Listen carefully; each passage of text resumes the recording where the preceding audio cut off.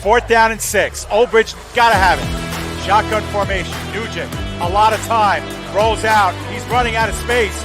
Will roll the other way. They look, corner of the end zone. Touchdown! Rowan heading for the touchpad with the lead. And the props will take the men's 400-yard freestyle relay. Andrews will be in shotgun. He takes the snap, makes the handoff. He'll throw it down the left sideline. He's got a wide open receiver. He's got the touchdown. Motion man is Simmons. Trotman throwing towards Simmons down the field, and he makes the catch in traffic for a Bearcats touchdown.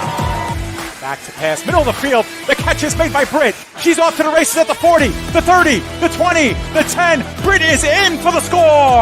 Back on in, here's Yoxie. Yoxie to the backhand, trying to go to the front, makes the move and shot, and he scores! Gracie comes set and delivers.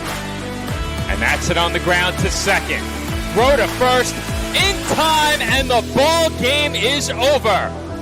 South Shore survives a late scare, and they are the 2024 New York State Little League Baseball champions.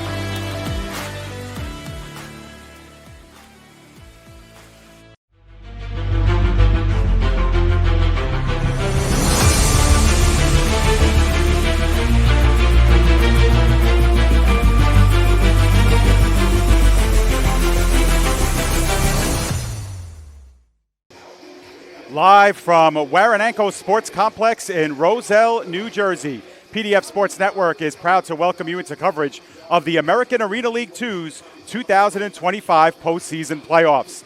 Tonight, it's the Northeastern Championship and an AAL2 semifinal matchup as the Eastern Division champion Jersey Bearcats take on the Northern Division champion Michigan Avengerz with a trip to the AAL2 championship on the line.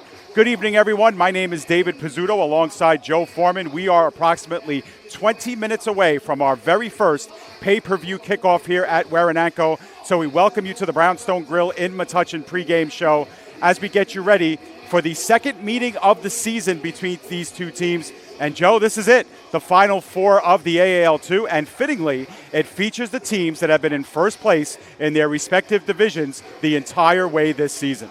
And we often speak about how great it is to win a division title and what that means in terms of momentum entering the playoffs. But for the Bearcats, there was still plenty of work to be done entering the postseason as they needed 4 wins to secure their second AAL2 championship in 3 seasons. They're halfway there with an overall record of 9-1 entering the night, but standing in their way of a championship berth is a Michigan Avengerz team that took the North Division crown and knocked off the Pittsburgh Outlaws by 6 in their first postseason contest. And as you mentioned, these two teams met already with the Bearcats scoring a decisive win, but come playoff time, anything can happen.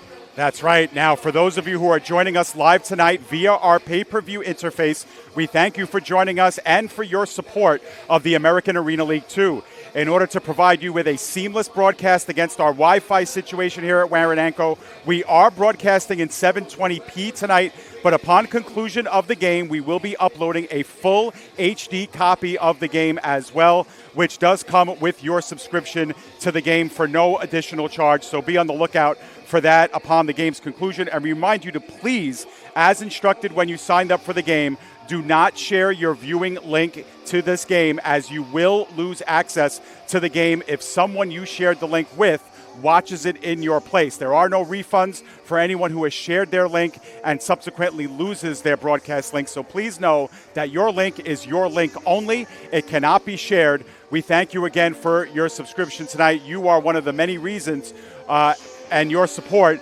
brings the AAL2's ability to bring these streams to you. Okay, Joe, with all that said, and before we dive headfirst into breaking down these two sides, let's talk a little bit about the AAL2 playoffs. Last time we saw these two teams was 2 weeks ago, and as you can see on your screen, 8 teams were in action 2 weekends ago. A lot of good matchups up and down the schedule, including wins for these two teams and their Southern Division counterparts. About what you expected at this point, Joe? Something that we've spoken about plenty during these playoffs are the additions that many of these teams have made and the impact that those additions have had on some of the postseason results. The first place we saw some additions lead to a small surprise was the Stampede beating the Roughnecks. That set up a matchup with the Bearcats that Jersey won, a game that many expected the Bearcats to win. However, we did speak with Coach K after that game, and he told us to keep an eye on the Outlaws ahead of their matchup with the Avengerz. But despite their additions, the Avengerz took the win, kept their winning streak alive, and moved on to tonight's matchup with the Bearcats. All of that being said, the postseason has played out largely as we expected to this point. If the South Division Championship game is being streamed this week, then we are in for a visual treat, having this one being played tonight, and then tomorrow the South Division Championship should make for an excellent weekend of football. Joe, let's start the conversation about these two sides. We've been with the Bearcats all season, and they've been sensational. You have to think they come into this one with a world of confidence, having a record of 9-1 overall with 2 solid wins against their East Division rivals in these playoffs, and they seem to have put that midseason loss to the War Eagles, their only loss of the season, in the rearview mirror. That loss seems like a distant memory and an eternity ago, doesn't it, at this point? But if you're the Bearcats, the job isn't done yet. You have the confidence that stems from a 9-1 record in the regular season and into the playoffs now, as you mentioned, but you also have a great deal of confidence knowing that you've already beaten this Michigan team decisively this season.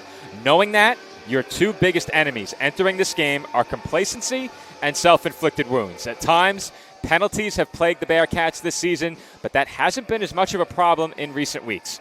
I certainly don't expect this team to get complacent, so Jersey needs to make sure that they play the brand of football that got them here. Stretch the field, pound the rock in the red zone, and continue the trend of making big plays, not only on offense, but on defense as well. They've proven to be a complete football team all season, and they need to play 2 more complete games to secure their second AAL2 banner.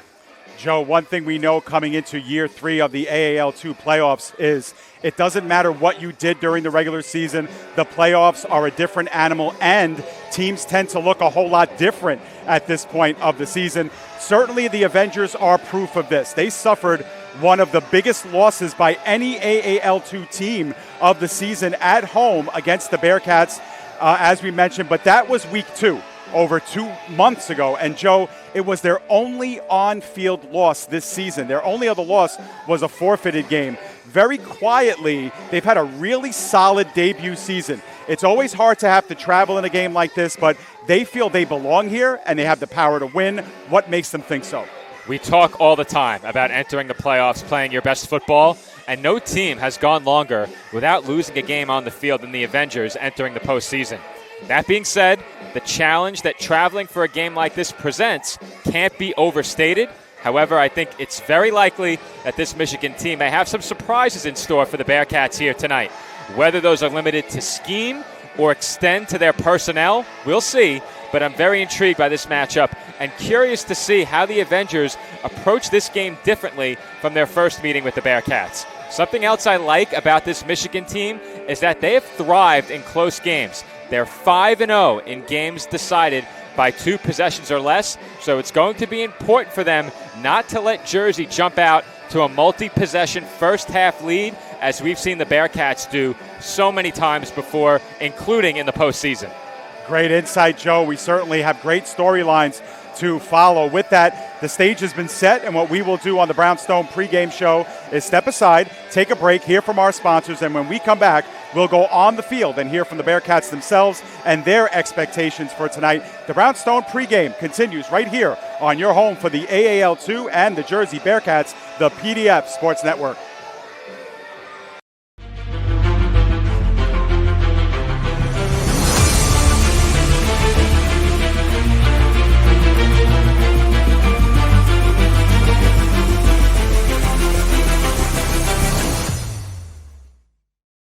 Burgers are better at the Brownstone in Metuchen. My weekend starts with the Brownstone burger, topped with cheddar, barbecue sauce, and a fried egg. Give me the Hawaiian burger. I love the Canadian bacon and sweet pineapple. How do you like your salads? Shrimp, chicken, beef? Stop in and see why families are eating good at the Brownstone in Metuchen. We'll meet you at the Brownstone. We'll meet you at the Brownstone. The New York State Little League Baseball Championship is back on the PDF Sports Network. Coverage begins on Sunday, July 20th, and continues all week long as 8 teams of New York's most talented Little Leaguers compete for a spot at regionals in Bristol, Connecticut. The welcome parade, skills competition, and all 15 games will stream live on our YouTube channel at PDF Sportsnet. Don't miss a single pitch on the home of the New York State Little League Baseball Championship, the PDF Sports Network. Jersey Bearcats football is brought to you by Pino's Bakery. Located at 1027 Chestnut Street in Roselle, Pino's is your prime stop for specialty cakes, pastries, and deli delights. Always fresh and made to order, our family-owned shop prides itself on bringing our kitchen into your homes and your heart. Pino's is where family, tradition, and goodness are a daily thing. Visit us at 1027 Chestnut Street in Roselle or online at pinosbakery.net. Thank you to our friends at Pino's Bakery. This fall, NSC Apparel has you covered. We have top quality uniforms with unlimited customization and great pricing. The Supersonic uniform has pro-level fabrics and embroidery, and the Sonic Speed uniform lends itself perfectly for full-body designs. We also offer fan jerseys for the perfect fundraiser. Let us make you the best-dressed team on the field this fall. NSC Apparel, official uniform provider of the Bearcats and the AAL2. Refined, restorative, results-driven. At CMX iMed Bar, we blend medicine, aesthetics, and wellness into one luxury experience, led by Dr. Angela Roque. Located in the heart of Pier Village, Long Branch. Visit cmximedbar.com or text 9089-232-694 to look better, feel better, live elevated. If you plan to do chicken, then do chicken like a champ at Wing It On in Linden. Voted #1 medium wing sauce at the National Buffalo Wing Festival. Wing It On is family owned and operated in Linden, New Jersey, and we have an excellent array of your favorite wings and chicken done to perfection. We have the true flavor of champions at Wing It On. Stop in or order now at wingiton.com or call our store at 908-486-0910. The Jersey Bearcats are proud to welcome the sounds of DJ Sparks for the 2025 football season. As heard on Blazing 98.5 FM, DJ Sparks is perfect for nightclubs, concerts, corporate and sporting events. Bringing the party to you. The best sounds and the best time with DJ Sparks. Contact DJ Sparks on social media, email, or by phone, and let's get the party started. DJ Sparks, proud supporter of the Jersey Bearcats. KKT. InvestStars is now a proud sponsor of the Jersey Bearcats and the AAL2. No matter what needs you have, F. Tarkin Jones will develop the right solution for you. See for yourself the star treatment you will get with KKT, InvestStars LLC. Call today at 201-290-4802 and be a star, just like the Bearcats. No, I'm right. The podcast that uncovers the origin stories of some of the biggest names in sports, media, and entertainment. Nick Durst here along with Joe Calabrese. Here we are, 200 episodes later, about 150 episodes with guests, our friends, soon to be your friends. Well, it's pretty clear, Joe, that it's all about You Know I'm Right, the podcast. That's my You Know I'm Right moment. Wanted to do a podcast, and everyone was like, what are you, crazy? Who's going to listen? You're not going to get guests. Well, guess what? I'm the best when it comes to getting guests. You could vouch for that. I am so happy that you asked me to do this. I couldn't have been more thrilled. And follow us on socials. Check us out. I promise you, if you want to work in media, whether you work in media now, whether you want to quit your job and work in media, come to us, and I promise you, we will get you on the right foot. That's what it's all about, uncovering the origin stories of some of the biggest names in sports, media, and entertainment. Keep it locked on You Know I'm Right. The Jersey Bearcats are back for another exciting season of AAL2 Arena football. Get on board with us and follow us all year long. For information on our donations, sponsorships, and game day, and ticket information, please contact us at jerseybearcatsarenafootball@gmail.com. While we have a break in the action, the Jersey Bearcats would like to thank the Union Junior ROTC and the U.S. Army ROTC for their support of the Bearcats and AAL2 football. The Jersey Bearcats salute Coach James Cheese Roach and the Union County Vipers U14 squad and their recent championship. The Vipers will be honored at halftime by the Bearcats, who aspire to be champions just like them. To find out more information and to be a part of the great team with the Vipers, contact Coach Roach at 908-296-9395.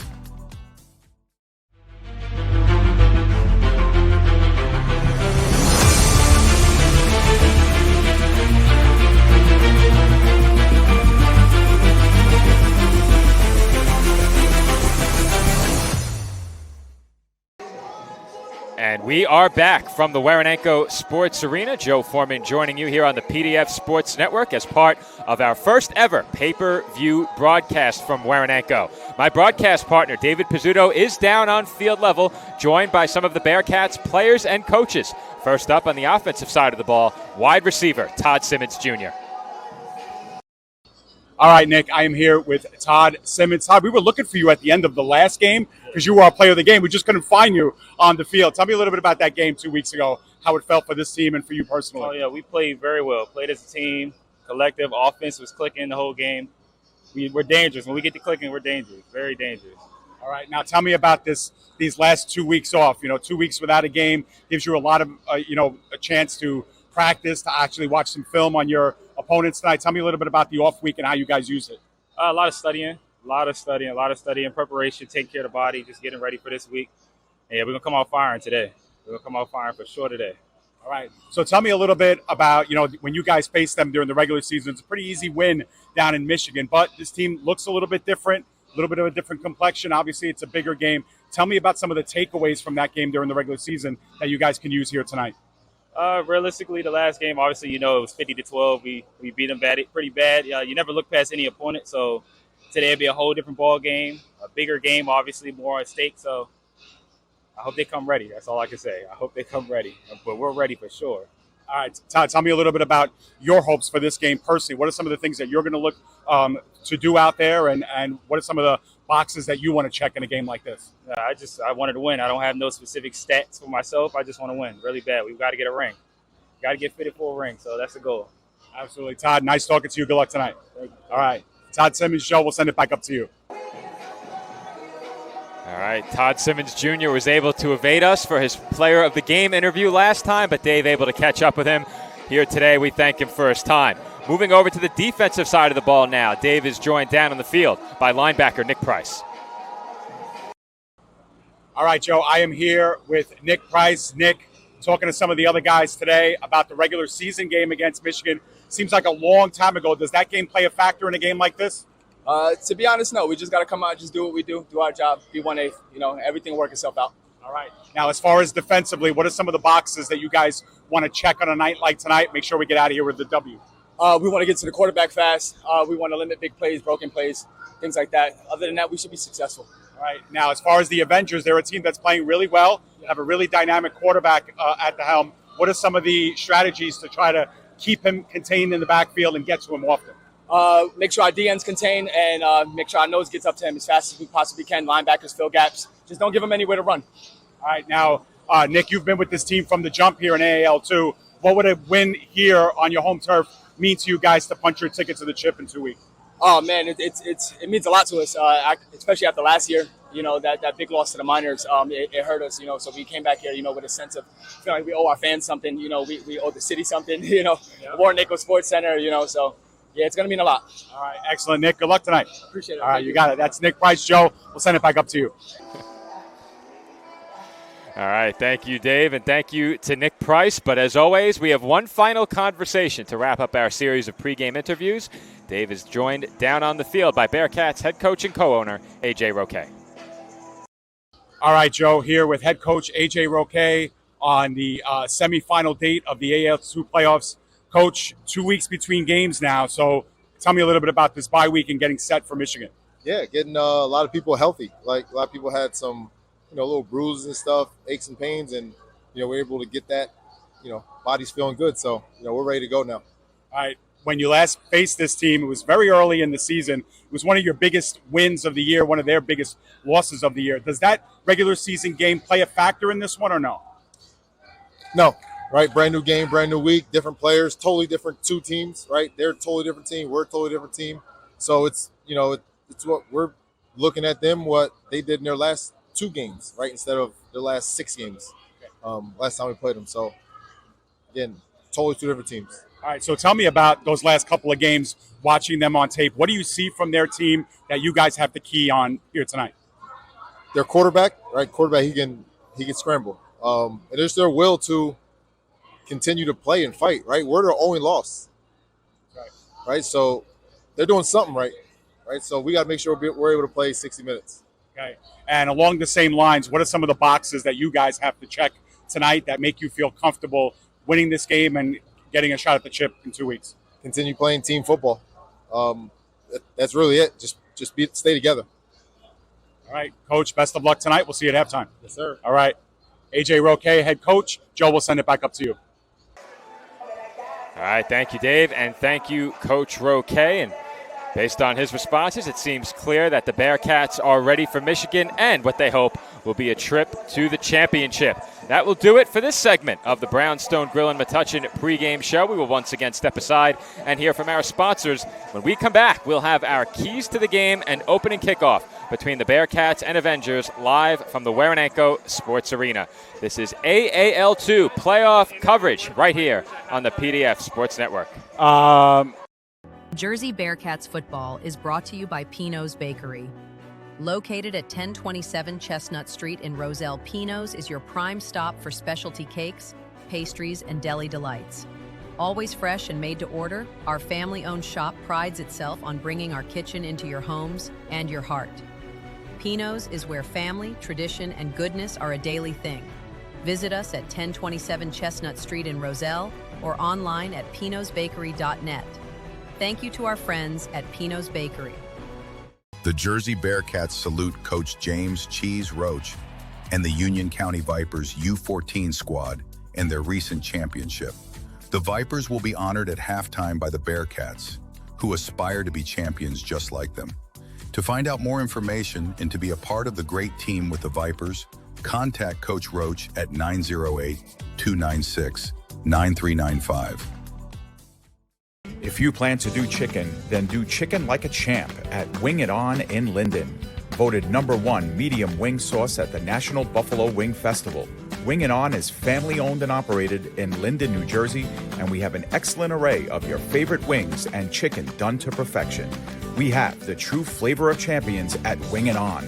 Stop in or order now at wingiton.com or call our store at 908-486-0910. Refined, restorative, results-driven. At CMX iMed Bar, we blend medicine, aesthetics, and wellness into one luxury experience, led by Dr. Angela Roque. Located in the heart of Pier Village, Long Branch. Visit cmximedbar.com or text 9089-232-694 to look better, feel better, live elevated. The Jersey Bearcats are proud to welcome the sounds of DJ Sparks for the 2025 football season. As heard on Blazing 98.5 FM, DJ Sparks is perfect for nightclubs, concerts, corporate and sporting events. Bringing the party to you. The best sounds and the best time with DJ Sparks. Contact DJ Sparks on social media, email, or by phone, and let's get the party started. DJ Sparks, proud supporter of the Jersey Bearcats. The New York State Little League Baseball Championship is back on the PDF Sports Network. Coverage begins on Sunday, July 20th, and continues all week long as 8 teams of New York's most talented Little Leaguers compete for a spot at regionals in Bristol, Connecticut. The welcome parade, skills competition, and all 15 games will stream live on our YouTube channel at PDF Sportsnet. Don't miss a single pitch on the home of the New York State Little League Baseball Championship, the PDF Sports Network. This fall, NSC Apparel has you covered. We have top quality uniforms with unlimited customization and great pricing. The Supersonic uniform has pro level fabrics and embroidery, and the Sonic Speed uniform lends itself perfectly for full body designs. We also offer fan jerseys for the perfect fundraiser. Let us make you the best dressed team on the field this fall. NSC Apparel, official uniform provider of the Bearcats and the AAL2. Burgers are better at the Brownstone in Metuchen. My weekend starts with the Brownstone burger, topped with cheddar, barbecue sauce, and a fried egg. Give me the Hawaiian burger. I love the Canadian bacon and sweet pineapple. How do you like your salads? Shrimp, chicken, beef? Stop in and see why families are eating good at the Brownstone in Metuchen. We'll meet you at the Brownstone. We'll meet you at the Brownstone. While we have a break in the action, the Jersey Bearcats would like to thank the Union Junior ROTC and the U.S. Army ROTC for their support of the Bearcats in AAL2 football. Welcome back to PDF Sports Network's pay-per-view coverage of the AAL2 semifinals. A win and a trip to the AAL2 championship for one of these two teams, the Jersey Bearcats and the Michigan Avengerz. We are about 5 or 6 minutes past the hour, and the teams are being introduced to the field. Michigan has worked its way on their end, and the hometown Bearcats, wearing their red tops and their white pants, have taken the field. The Union County Vipers U14 championship squad, a part of the pregame festivities, and they'll be a part of our halftime as well. Roselle, Joe, always a great place to be, and we appreciate everybody tuning in, but of course, a good crowd collecting here in Roselle as well.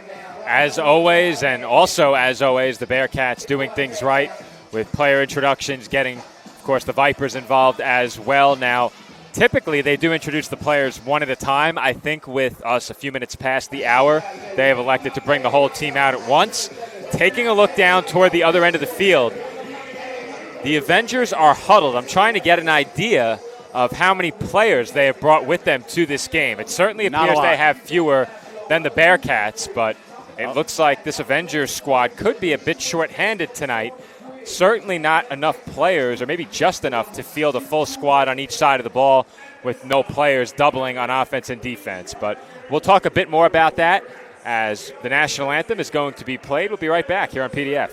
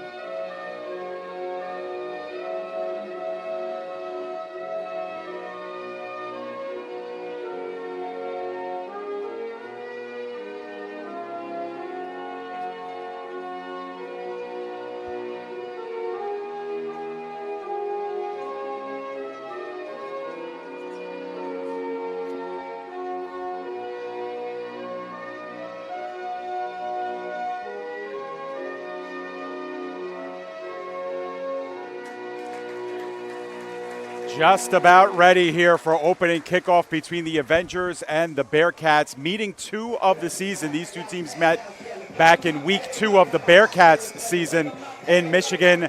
Joe, we got a chance to kind of count off the Michigan Avengerz. Not many in uniform here tonight. We're looking at about between 12 to 15 players that we counted who were on the field during pregame. Joe, as the Lady Bearcats take the field, let's talk about our keys to the game here for both teams. Well, it's going to be tough on Michigan tonight with only between 12 and 15 players by our count, and we'll see how they manage. They need 8 on each side of the ball, which means that players will indeed be pulling double duty, and that should make for some very interesting decisions on the side of the Michigan coaching staff. But keys to the game. Let's start with the Bearcats. On the Jersey side, I think they need to avoid the mistakes that they make and cause self-inflicted wounds, the procedural penalties. It's a small thing. It has not been a big issue in the last couple of weeks, but throughout the season, there were games where the Bearcats were completely hamstrung by pre-snap penalties and unforced errors. The other key to the game for Jersey, quite straightforward. I think if they score first, they are in a great position to win this one. They need to put the pressure on Michigan early and not allow them to believe that they are going to be able to hang around in this game. I mentioned how well Michigan has played in close games this year, 5-0 in games decided by 2 possessions or fewer. If Jersey can score first, they have a really good chance to make this a 2, then 3 possession game very early on. If they can do that, the Avengerz are going to have a very difficult time making up that ground. On the side of the Avengerz, I think something that the Bearcats have done really well the last couple of games, they've designed quarterback runs, and Mateo Rodriguez has done a really good job extending plays with his legs. The Avengerz cannot allow him to do that here tonight. They cannot allow him to make plays with his legs. That includes both extending passing plays and those designed quarterback runs that Coach Roque and the Bearcats have utilized so effectively each of the last 2 postseason games. On top of that, they need to try and shorten this game by forcing Jersey to keep the ball on the ground. That's easier said than done, but if they can shorten this game by forcing Jersey to run the football a bit more than they'd like, I think they'll have a chance to keep it close and maybe steal a win in another close game. That's what the Avengerz need to do in order to come away with a win tonight. All right, so the teams there's a couple of things going on the field. We are going to have our ceremonial coin toss in just a moment. And Joe, that's part of this game too as well, because if the Bearcats win the coin toss, they almost assuredly get the ball first. And it's because they want to be able to set the tone. And, that's the game within the game. That's the psychological game between these 2 teams as well. So the coin toss could be a big decision here as well. If the Avengerz win it, do they take the ball first and try to control the tempo of the game? Or do they give the Bearcats what they want? Do they give the Bearcats the ball first and give the Bearcats an opportunity to set the tone for the game? If I'm Michigan, I'm taking the ball. I'm taking the ball all the way. The Bearcats want the ball first. They want to set the tone. They want to try and make this a 2 or 3 possession game in the first half, as they've done in their first 2 playoff matchups. Michigan cannot allow them an easier road to do that. Take the football and try and make a big play to open up this game. Set the tone yourself. Don't give Jersey the opportunity to do that with the ball in their hands. Well, the Bearcats, I believe, have won the toss. They are going to elect to receive, and I believe that they will go from right to left. So they get what they want, Joe, but I think it's because they won the toss. And head coach Roque says it all the time. If we win the toss, we want the ball every single time, because they want to be able to get up early on teams and then close the door from there. And during the regular season, it was a 50-12 win for the Bearcats. Their only meeting in series history. The Avengerz, of course, a first-year program in the AAL2. And as you mentioned during the pregame, Dave, it's been an impressive showing for them in their first season in the league. And what a statement it would be in year number 1 to score a win over this Bearcats team, not just on the road, but in the postseason as well. Of course, a victory earns them a championship berth. Plenty on the line for both of these teams here tonight. And just as the Bearcats wanted, they get the chance to set the tone with the football in their hands to begin this game.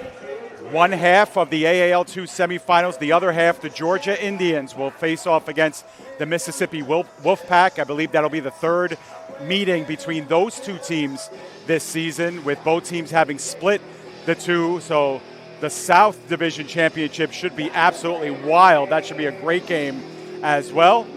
Make sure you check that one out, as we are just about ready to go. And back deep for the Bearcats will be Nas Adams and Mel Reed, the electrifying return man. We talk so much about the offense and defense, Joe, but special teams always a big factor in this game, and it starts right here with the kick team and the return team here. Dave. Yes. There is no excuse to kick this ball to Reed. Right. They cannot kick it to him. Well, and we also found out from the last time that if you kick the ball immediately out of bounds, it's automatically spotted at your opponent's 20-yard line. So that's a pretty good, concession if you're the Avengerz as well, or really any team if you're afraid of the return men on the other side. I'm kicking it out of bounds every time if I'm the Avengerz. Yeah. No question about it. Do not give Jersey a chance on a return to make a big play that gets them out in front in this game, or to set this offense up in scoring position. We've seen what Reed can do when he gets the ball in his hands on kick returns. I'm not giving him that chance. Yeah, fair point. And we wondered why we didn't see that more often this season with the electrifying return game of a lot of these teams just kicking the ball out of bounds. Very beneficial to the kicking team in certain respects. But it will be the Avengerz to kick off first. Dion Brown Jr. will use the hold of Marcus Mims to get us started here. The Avengerz go in their all-white uniforms, black and aqua trim. And the Bearcats will go right to left on your screen in their home red uniforms. 15 minutes on the clock and 60 minutes separating one of these two teams from an appearance in the chip in 2 weeks. 2 weeks from tomorrow, actually, to be exact, right here in Roselle, win or lose for the Bearcats. We will be here with you. It is picked up deep by Reed. Try to get by and does, gets to midfield. Can he take it all the way down the sideline? And he is in for the touchdown. There are no flags down, and the Bearcats on the opening kickoff have gone the full 50 yards, and it's 6-0. There are no flags, and Dave, there is no excuse to kick him the ball. I said it. You can't kick Mel Reed the ball. I'm not sure if they failed to kick it out of bounds or if they decided not to kick it out of bounds. Whatever the case may be, they paid for their error, and as you'll see here. We're not exactly sure what happened to Reed in the corner, but he was buried in there for a long time, trying to pick up that ball right near the goal line. And then from there, it was to the house. You see the blockers going with him. That's a good job by the Bearcats to stay ahead of the ball carrier, Reed. And they'll go for one here with Chris Culo kicking the extra points.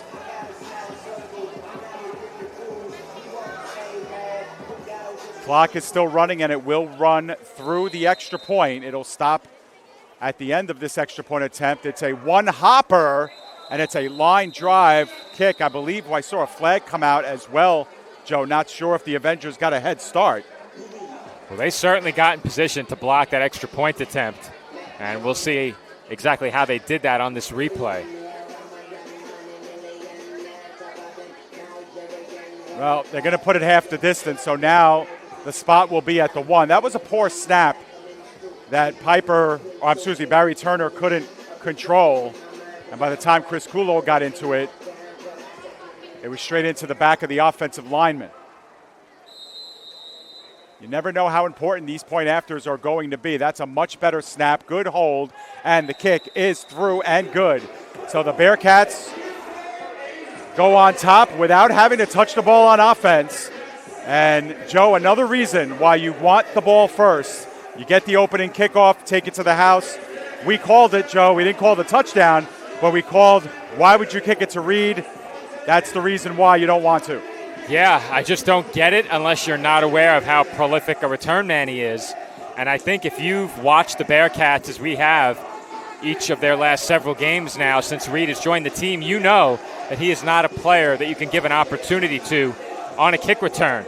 And I suspect they might have been trying to kick it out of bounds and failed, but that failure, if it was indeed a failure to kick it out of bounds, proves costly, as I mentioned before. And you said it as well, Dave. Reed was buried in that corner for quite a long time. It's hard to imagine the ball didn't go out of bounds. If it rolls into the boards, is it out? Not if he touches it first. Then it's a live football. Okay. So he would have had to touch it. Yes, our vantage point obviously is skewed here. We are right where the camera is as well. So whatever the camera sees, we see as well. And we're just obscured, of course, by the benches there. But here we go. It's the Bearcats' turn to send it down the field. It is short, and it bounces off of the boards at the 20. It's a live ball from there. Now whistles come through. And who has it? It was in the hands of the Avengerz, it seems, right at the 20-yard line. That was a big pileup right near the door. Actually, they're still trying to get unpeeled here, Joe. Not quite sure who has it.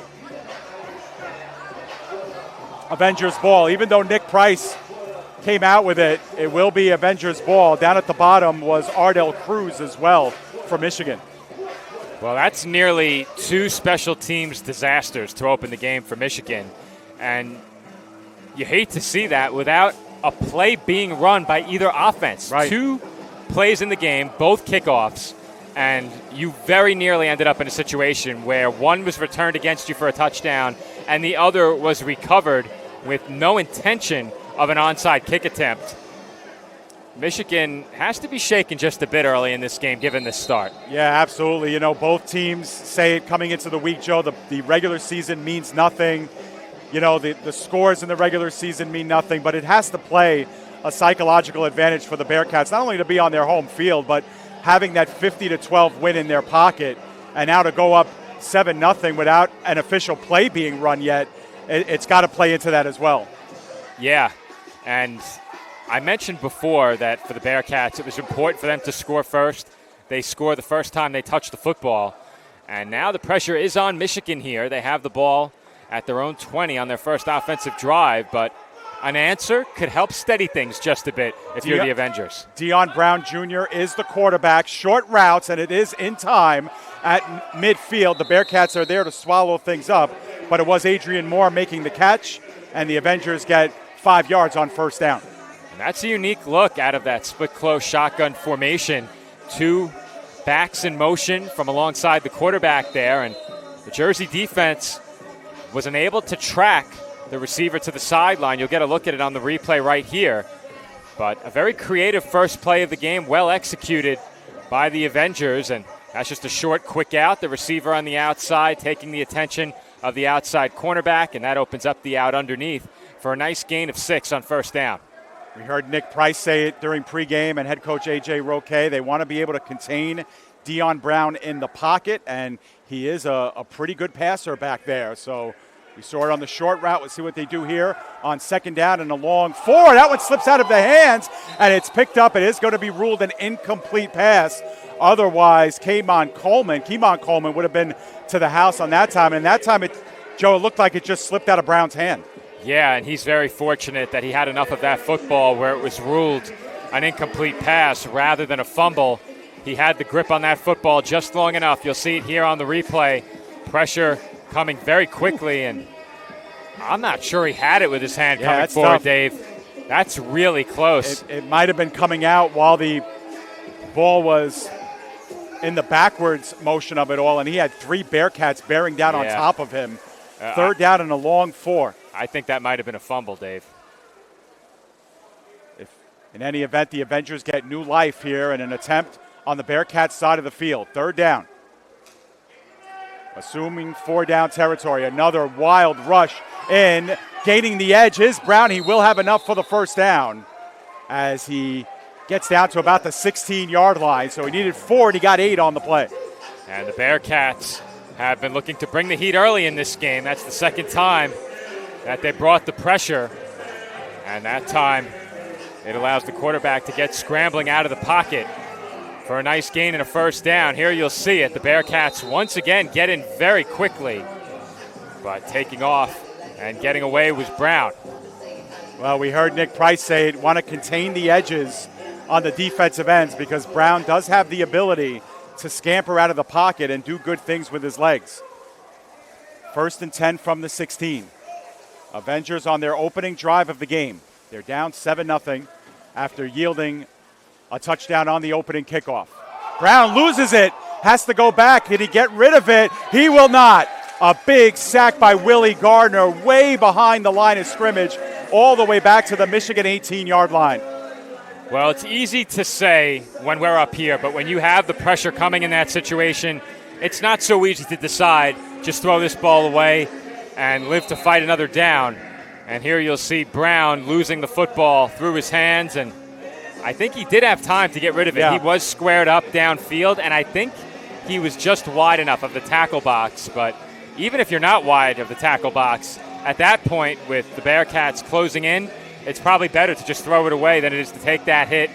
Again, easy for us to say, and the Bearcats bringing pressure, and I think perhaps that gets in the head of a quarterback just enough to force a mistake like that, having the ball go through your hands. Loss of 15 on the play. 2nd down and 25 here from way back at their own 19 as we have a flag coming in. It might be a delay, and it is. So another 5 yards tacked on. It'll be 2nd and 30.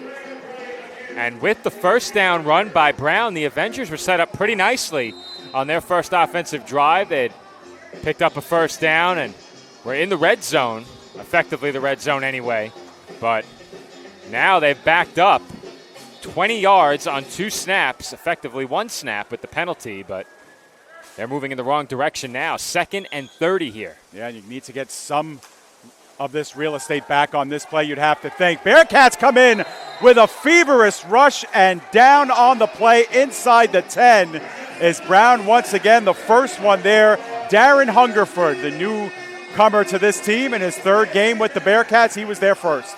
And we've seen him with quite a few pressures, involved in sacks. And here he comes storming through. And he had some help as well. Pressure off the edge forced Brown to step up right into Hungerford. Nowhere for the Avengers quarterback to go on that one. It is now 3rd and about 37. Yeah, 37. Exactly.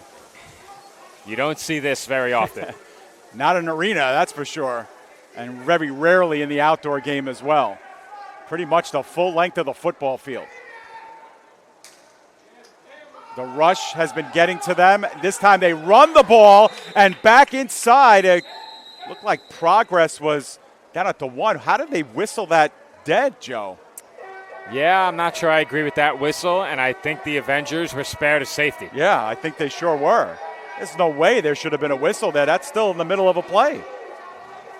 Yeah, I don't know why the whistle was blown there. We'll see if the replay gives any clarity on that. I'm not sure it will. The replay doesn't come with audio, but, you know. Yeah, it's still a live ball there. There's no way you can rule forward progress. Adrian Moore with the run on the play. And now the ball is back at the 2. And the first down marker is at the 6 of the Bearcats. So 42 yards to go. 4th down and 42. I think it's safe to say we've never seen a down and distance like this before in the arena game. And maybe not in any game.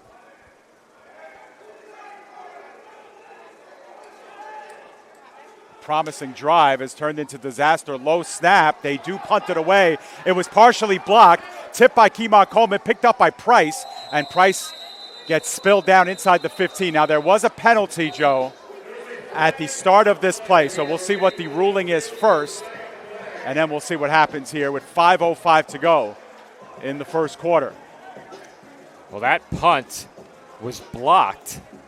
And then it skipped around. So, of course, if the Bearcats touch the punt, I think they're going to make a return man, that repunt. is. If the return man touches the ball and the Avengers were to recover, obviously it would be Michigan football. In Yes. a situation like this, where it's blocked, do they then get a free touch on the ball? I'm not 100% sure, Joe, but we will have a timeout to ruminate over it. With 4:33 remaining, we will have our first official timeout. And while we have a break in the action, we want to remind you that the first quarter is brought to you by Pino's Bakery, located at 1027 Chestnut Street in Roselle, New Jersey. Pino's is your prime stop for specialty cakes and pastries and deli delights. Always fresh and made to order, our family-owned shop prides itself on bringing our kitchen into your homes and your heart. Pino's is where family tradition and goodness is a daily thing. Visit us at 1027 Chestnut Street in Roselle or online at pinosbakery.net. Thank you to our friends at Pino's as we have a break in the action. And Joe, that last penalty was on the Bearcats, and so the Avengers will seemingly have to repunt coming off the block. So special teams so far has played a big factor in this one. And Dave, if I'm the Avengers and I have the option to add 5 yards to the end of that play, I'm probably doing it. I'm not sure if they'll have that opportunity, but if you have that choice, I think I would have done that. Yeah. Because that would give the Bearcats the ball right around the 15-20 range. And given where they were on the field and the fact that the punt was blocked, I wouldn't want to kick it again. Yeah.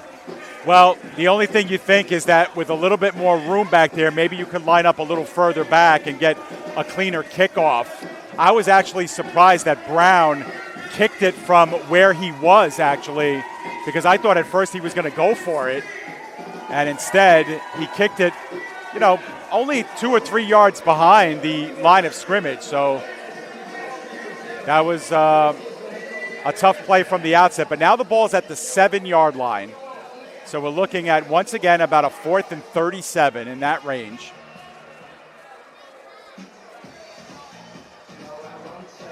And, it's amazing what one bad play will do, Joe. It seems like just an avalanche of sorts. When things go bad, you just get further back. But right now, the Avengerz are having a real problem with the Bearcats blitz.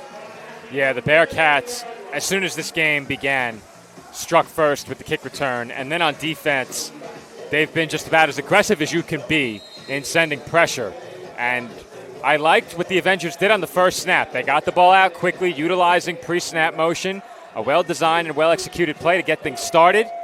Then Brown was able to make something happen with his legs.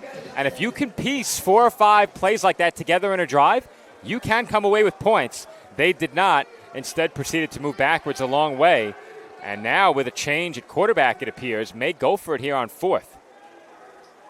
Now in is Omar Pagan, number 10.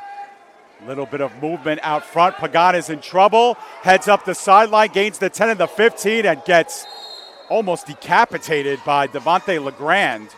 Legrand had to be real careful, Joe. He went really high, and he could have gotten a flag on that. He probably should have been flagged there. But I think the reason why is because on the play, Pagan was being pushed down toward the turf and into the boards, and with his helmet coming down, that lined him up for the helmet-to-helmet shot. Yeah, but and he launched himself. Well, that's probably a penalty there. I don't think Legrand launched himself with the helmet as much as the shoulder, Joe, but he certainly launched.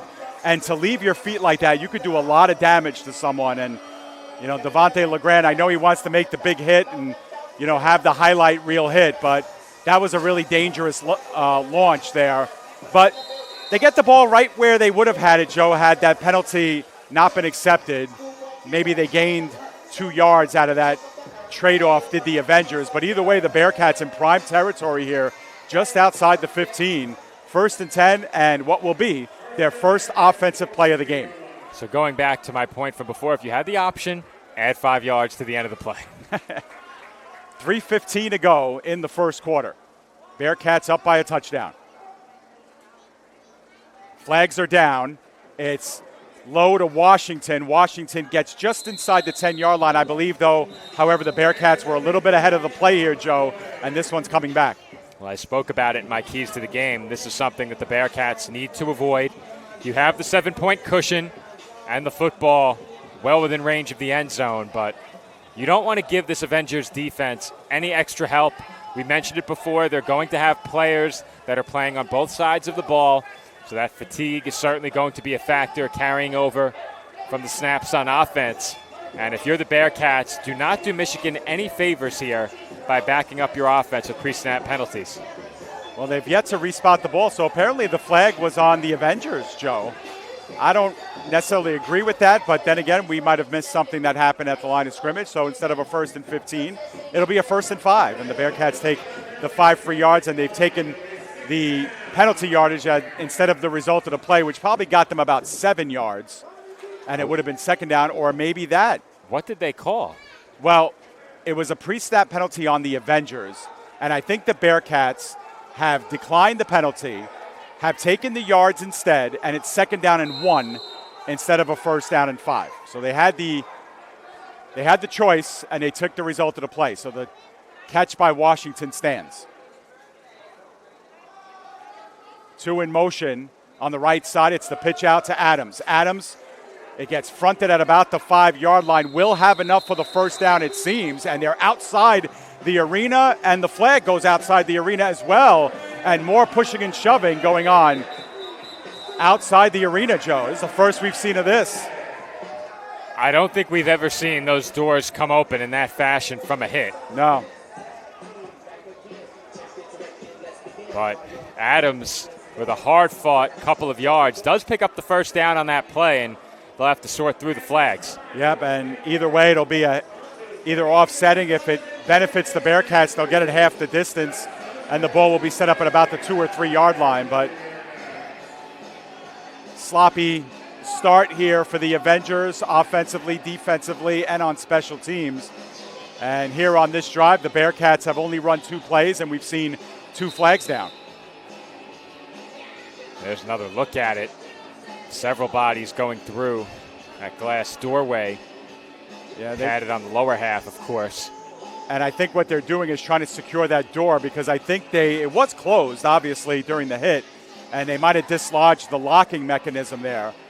But the flags, I believe, will be offsetting personal fouls on both teams.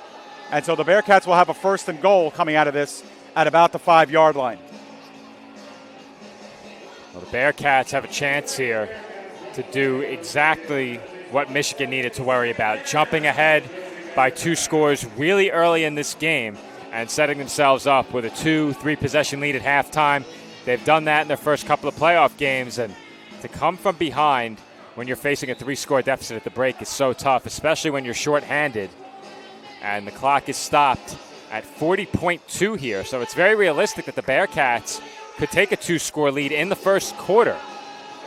Yep, and it looks like they got the door situated there, but here we go. Bearcats 1st and goal from the 5. They've only run 2 offensive plays in this quarter. We have 35 seconds and counting. Simmons is in motion, but the give is going to be up the pipe to Adams, who plows ahead till about the 2 yard line. Good job of gang tackling by the Avengerz, led by DeAndre Pearson, but the Bearcats get half of the yardage they need for the score. And we'll see if Jersey hurries to get one more snap off here. It looks like they will with 15 seconds to go in the quarter. And Chris Rohn in at fullback, big number 99, the defensive lineman. The give is going to be to Adams again. Straight up the middle, gets walled at about the 1, and he's going to be stopped short right there at the 1 yard line on what was the final play of the first quarter. So the Bearcats will lead it by 7 at the end of quarter number 1, and the Avengerz will be hoping that they can make a big goal line stand, and it's going to be real tough with Chris Rohn leading the way. You would assume the Bearcats will go to a similar look one more time when we begin quarter number 2. Yeah, so they'll switch the field here, and while they do, both teams will huddle up in their respective sides. Joe, a little earlier this morning, you and I were in PDF Studios calling the Vetera Liga action. We had a good one between the Roosters and the Butchers, the NFL of Finland, and we have more coming up next week. We'll flash that on your screen while we get ready for the second quarter soon. Our game of the week in the Vetera Liga next week, for the first time ever in PDF history, we'll be covering not 1, but 2 games in the Vetera Liga. Roosters and Wolverines on Friday, and on Saturday, our first look at the Wausau Royals taking on the Kuopio Steelers. And Joe, those games are available right here on Boxcast. So if you're watching this game from our website at pdfsportsnet.com or on boxcast.tv, this is where you find the Vetera Liga. And once again, Joe, the Vetera Liga is the NFL of Finland. Division I, former NFL players, guys who have made NFL camps before, playing on these 8 teams in Finland. It's been a real hoot to cover these games here through the first half of the season, and we've got a lot of great games coming up. And if you didn't catch our game of the week earlier today, I recommend you go check it out. Yeah. It was a good one. Don't want to spoil the result, but go check it out. It was a great game. 2 of the league's premier teams, perhaps a championship preview. You can check that out over on the PDF Sports Network Boxcast channel. That is available on all of your common streaming devices, Fire TV, Roku, and more. So you can download the Boxcast app, search for PDF Sports Network, and check it out there. Or you can visit our website at pdfsportsnet.com. Right, and this game and Vetera Liga games are also on our YouTube page with redirection links to our games as well. So we'll always have something going on there on our YouTube page to direct you where you want to go. But our website is a one-stop shop on PDF Sports Network, pdfsportsnet.com/Vetera Liga, /our broadcast, /PPV, and you'll find all of our entertainment, Joe, the pay-per-view is something new for us. This is our first ever pay-per-view event, but it's another thing that we can offer developing teams like this. And, sometimes it's a drag for people to have to pay, but, the Jersey Bearcats are hosting 4 playoff games, and, this team, in order to recoup some of that money, make this a pay-per-view, and we're so glad you're supporting the league in that way. Once again, we thank everybody who has chosen to purchase the game tonight, and hope you'll join us again next week for the championship. Make that 2 weeks. 3rd and goal. 3rd time, will it be a charm? Mateo Rodriguez gets stood up, but will the second effort put him in? It will. Touchdown Rodriguez on his first carry, and on the first play of the second quarter, just like the first play of the first, the Bearcats are on the board, and they're up by 2 scores. So tough to stop down around the end zone, Dave. This Bearcats team on the ground, down around the goal line, is as good as a sure thing, just about. And here you'll see from in very close, Roan leads the way for Mateo Rodriguez. Didn't even need to pick up a block. That was a very short yard that they needed to pick up to score the touchdown there. They now lead it by 13, pending the extra point. And if you're the Bearcats, you can't ask for a much better start. Chris Crisculo to kick the point after. He's 1 for 1 in that department, and that one tucks into the right upright, and it is good for a 14-0 lead.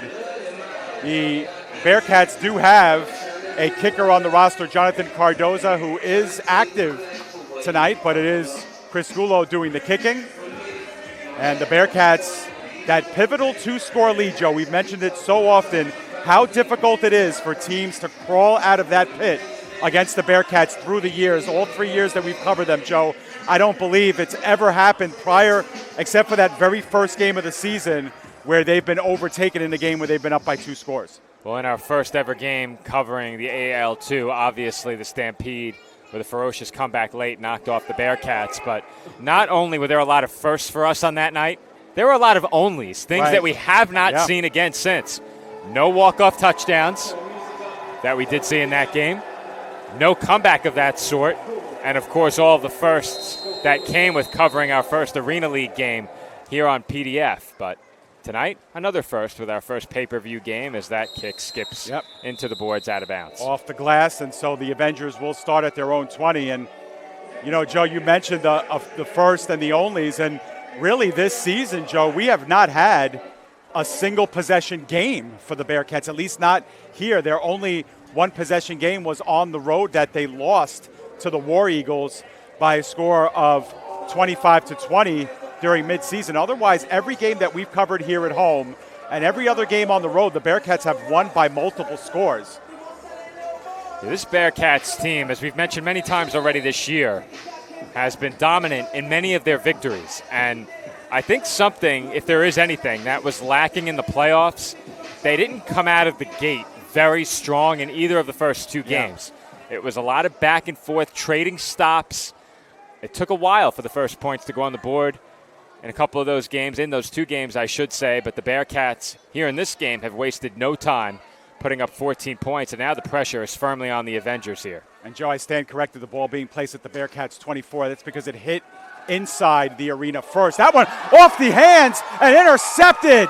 Hungerford's going to take it all the way. It went right off the chest and the face mask of Adrian Moore into the waiting arms. There is a flag down on the play, but the Bearcats have opened up a 3-score lead if this play stands. There have been a lot of miscues in this game for the Avengerz. You don't end up in a 3rd and almost 40 without making some mistakes. But if this play stands, that is going to be the most critical mistake of them all. It looks like right now that they're going to overturn it. Yeah, and what's weird is that the flags came down late. There were 2 different flags that were thrown, and I wonder if it was before or after the interception. That one just kind of popped up and bit him, the would-be receiver Adrian Moore. Either he wasn't expecting that ball to be on top of him so fast, Joe, but that went right off the face mask. And I believe the penalty on the Bearcats happened after the interception, so I think they will have possession here.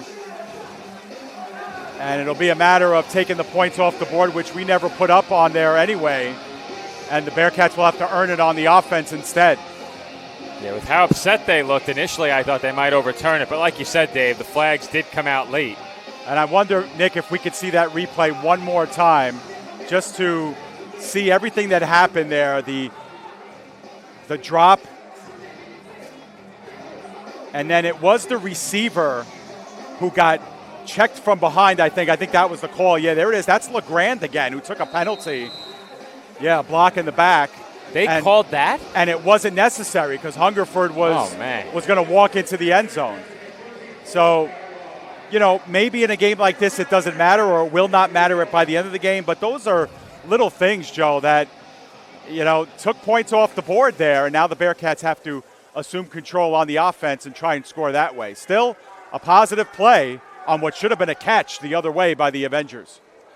That wasn't much if that's where the call was. 2 in motion, top of your screen. They look for the home run. Down the field, it's off the fingertips of Simmons. Incomplete. He tried to track it down. He had to elevate, Joe. Probably should have made that grab, but Simmons was that close to making it 20-0. And he nearly bobbled it into a touchdown reception. He met that ball up high and had the boards right up behind him.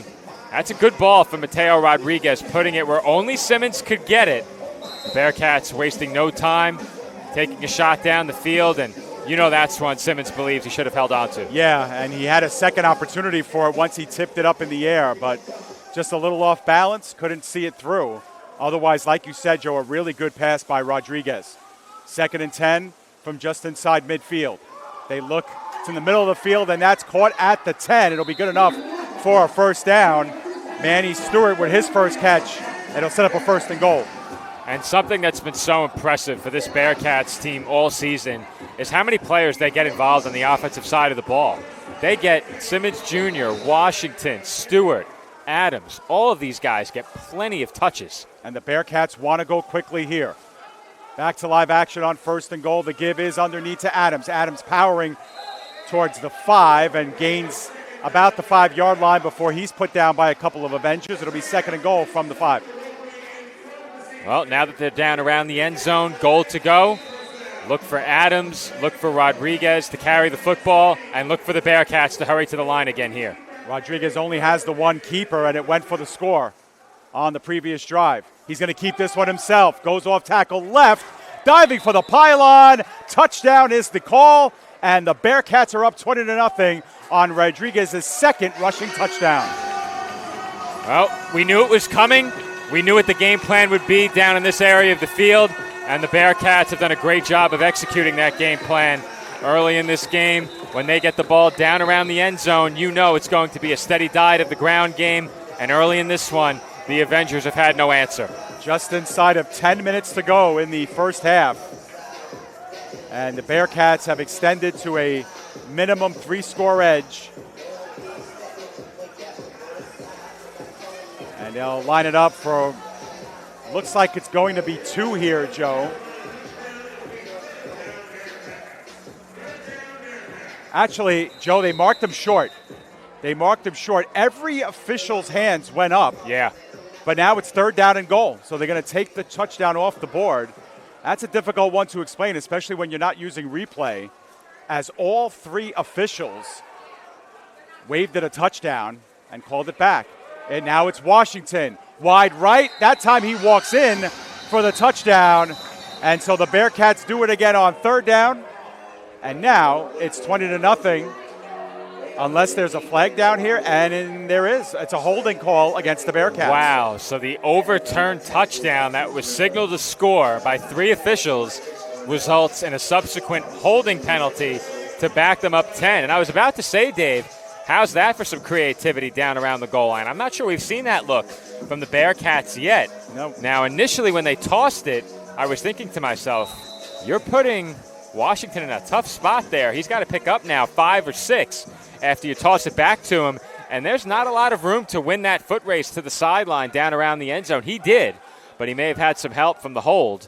And that backs Jersey up outside of the 10-yard line, 3rd and goal. Yeah, we've seen the wide receivers do some end arounds and get the handoffs, but not the pitch. 3rd and goal from the 11. Rodriguez with some room. He is going to dive for the touchdown area, but goes out of bounds before he can reach it at about the 2-yard line. So 4th and goal with 8:20 remaining in the second. Here comes a huge play, and Chris Rohn is making his way back in the game. Well, Dave, it looked like the Avengerz were in a world of trouble after it appeared the Bearcats had gone up 20 points. If they get this stop and can follow it with a score, they're right back in the game. That's a lot of work that needs to be done. First and foremost, they need to make this goal line stand on 4th down. If they do, they're still very much in this game. If not, Jersey is going to start sensing that they're closing in on victory. Seems like the Avengerz are going to have an uphill climb either way, but they can facilitate it a little bit with a stop here. 4th down and goal from the 2. Big play for the Avengerz defensively, and we have a flag. It's going to be a delay of game, I would imagine. Indeed, back them up 5 yards, 4th and goal from the 7. Well, the Bearcats getting a bit sloppy here. Really? Now they're moving in the wrong direction. They offset the hold with a nice gain on 3rd and goal. It's now 4th and goal from about the 6. And that definitely takes a lot of plays off the table for Coach Roquet in this offense. That's their 3rd penalty in about a 90-second span. And their 3rd on the last 4 plays. Stewart will be in motion. And Rodriguez, with players having fallen, reaching for the end zone. He's going to be short. He was knocked out of bounds, and the ball will go to the Michigan Avengerz, who hold. Bend, bend, bend. They do not break.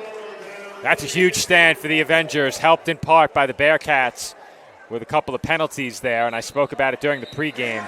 If the Bearcats don't shoot themselves in the foot, they don't give the Avengerz a great chance to win this game, as shorthanded as they are. On that drive, a couple of penalties proved costly, and that overturned touchdown as well, now looming much larger as the Avengerz come up with the big goal line stand. So the Avengerz will be buried in their own end of the field, as we are going to have a official timeout here in the 2nd quarter with 7:08 to go.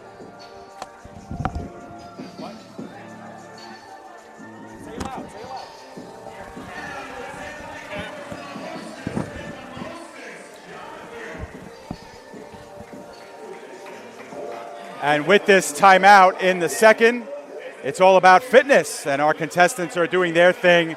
And it's sponsored by Infinite Athletic Training, located in Piscataway, New Jersey. They're also part of our 2nd quarter giveaway at Warananko, the Electrolyte Boost. Imagine hydration, but without the water. Get your performance back on track. Get boosted with the Electrolyte Boost. For samples, fundraising for your team, or to purchase packets, contact Jermaine Sanders, co-owner of the Jersey Bearcats, at 201-667-6374, or email at jerseybearcatsarenafootball@gmail.com. And let's make sure we stay fit after all these great snacks at Warananko tonight with Infinite Athletic Training, www.infiniteathletictraining.com. Oh, watch out. We had the speaker go down during that tug of war. Really? How did that happen? That's a great question.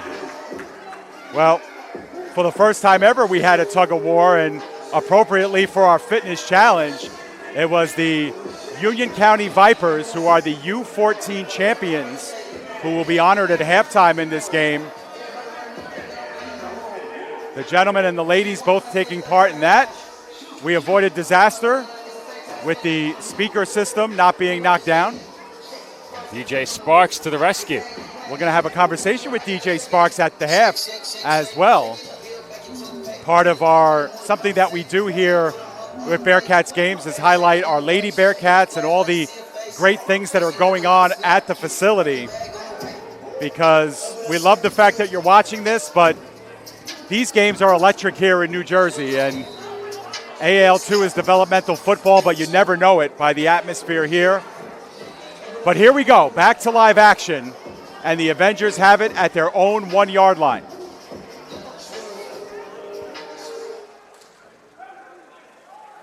The immediate keeper by the quarterback, Dion Brown, who's back in at quarterback, gets a little bit more breathing room to about the 3. He took a nice shot at the end of that, Joe. But that was a keeper all the way, bounced off of his own running back as well. Joe, we should mention that there are some players playing out of position here, because we did count them off, Joe, and there are only 13 players on the Avengerz who've made the trip here.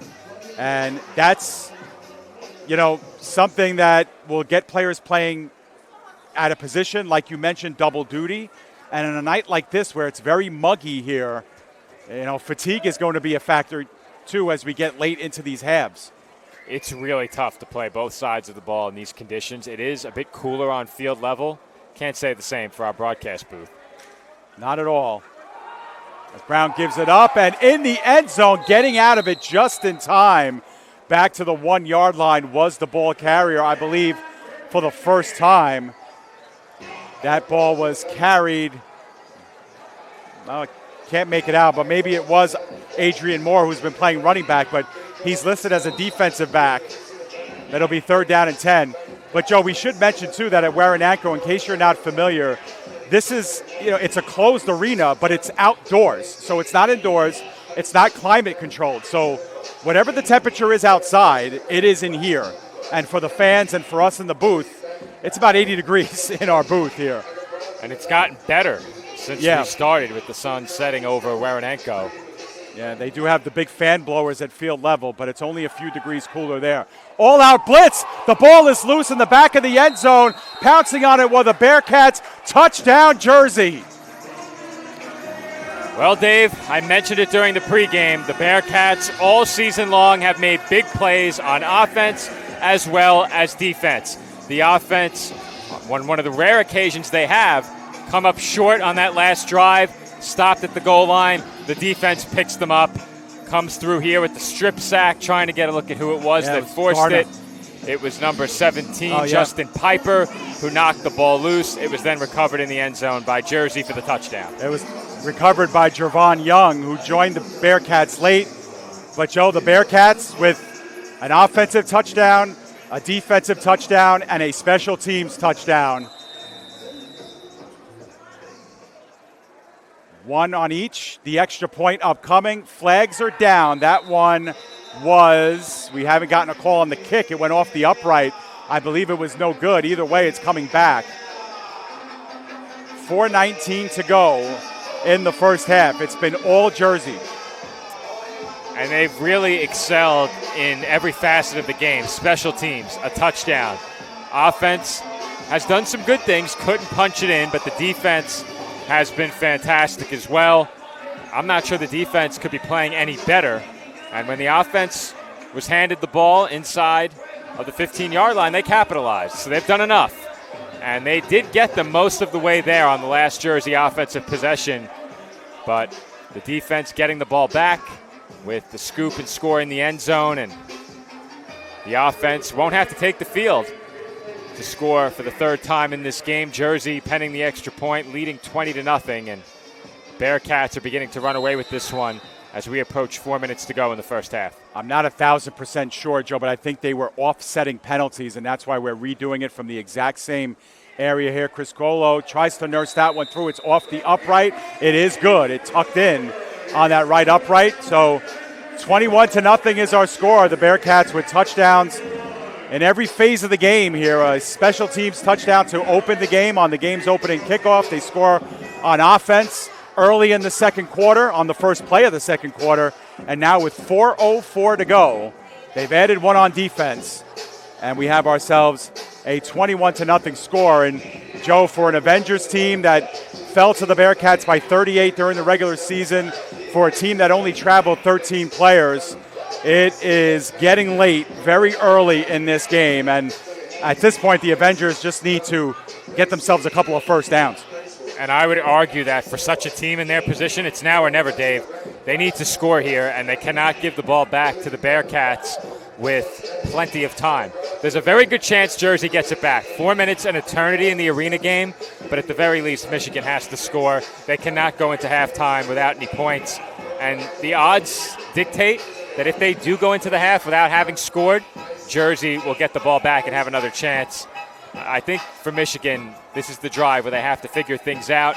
It's easier said than done, shorthanded against this Jersey defense, but there's a reason the Avengerz are here. They have to show that on this drive. And it's pretty clear as this one is sent straight out of bounds, so the Avengerz will take it at the 20-yard line. Little extracurriculars going on the near side, but players peel off. And, Joe, I think it's pretty clear that they need to get Dion Brown some more time. And, it's easy to say, you have to actually go about doing it. But assuming they can't, Joe, what do? Is it about getting rid of the football quickly? Is it about running things more on the periphery and the screen game?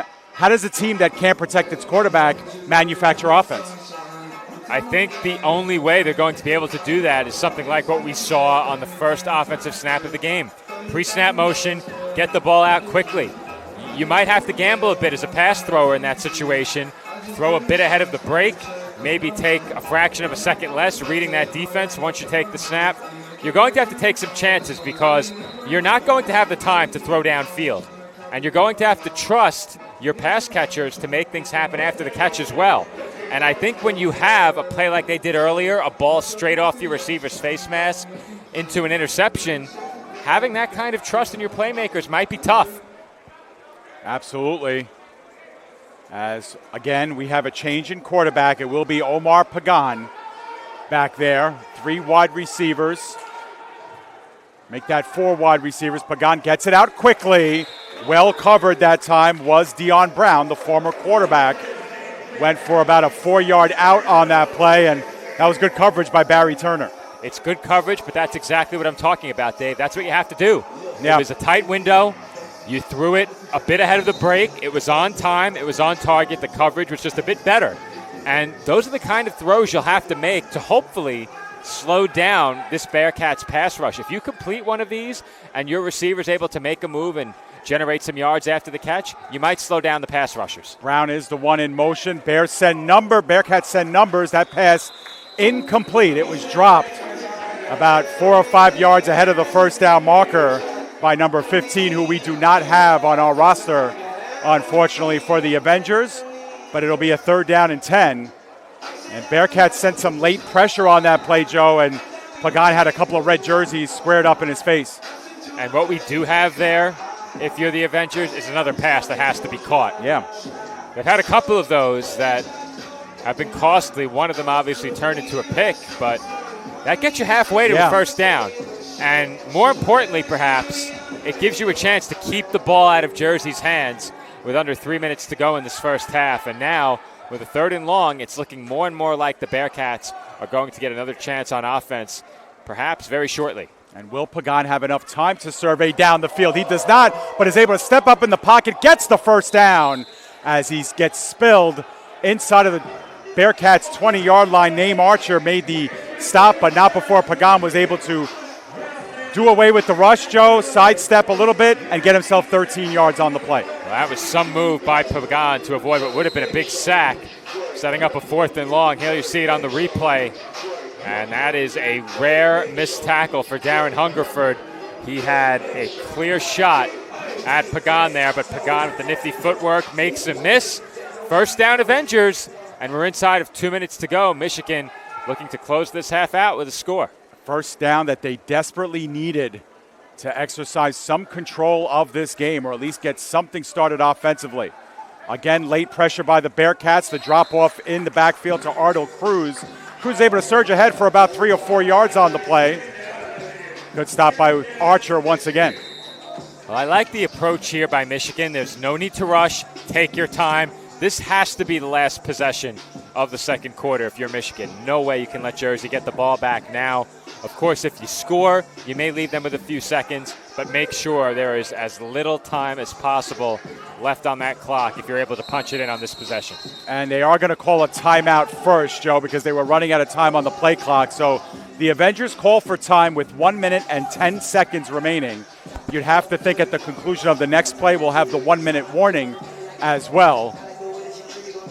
But it's a big moment in the game, Joe. You know, the game is 21-0. But if you're the Avengerz, you're also saying to yourself, listen, we've only given up 7 points defensively. We have only given up 1 offensive touchdown. If not for maybe a poor decision kicking off to Reed at the start of the game, if not for being backed up in our own end and a strip sack on offense, you know, they're still very much in this game. So at the very least, they'd like to match the Bearcats' offensive score with one of their own. And the biggest if they're facing right now is if they score, because they need points here to make this a game again.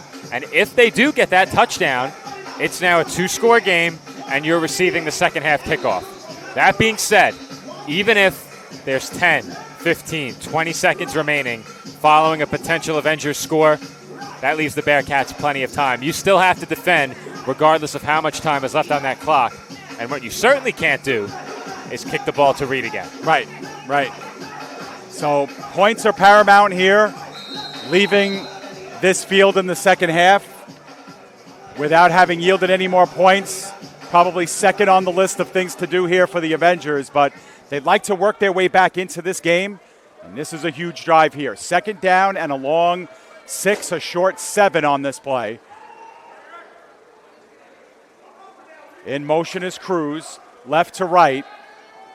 Brown is back in at quarterback, has the lane, the 10. Flags come down late, and he's speared inside the 5-yard line.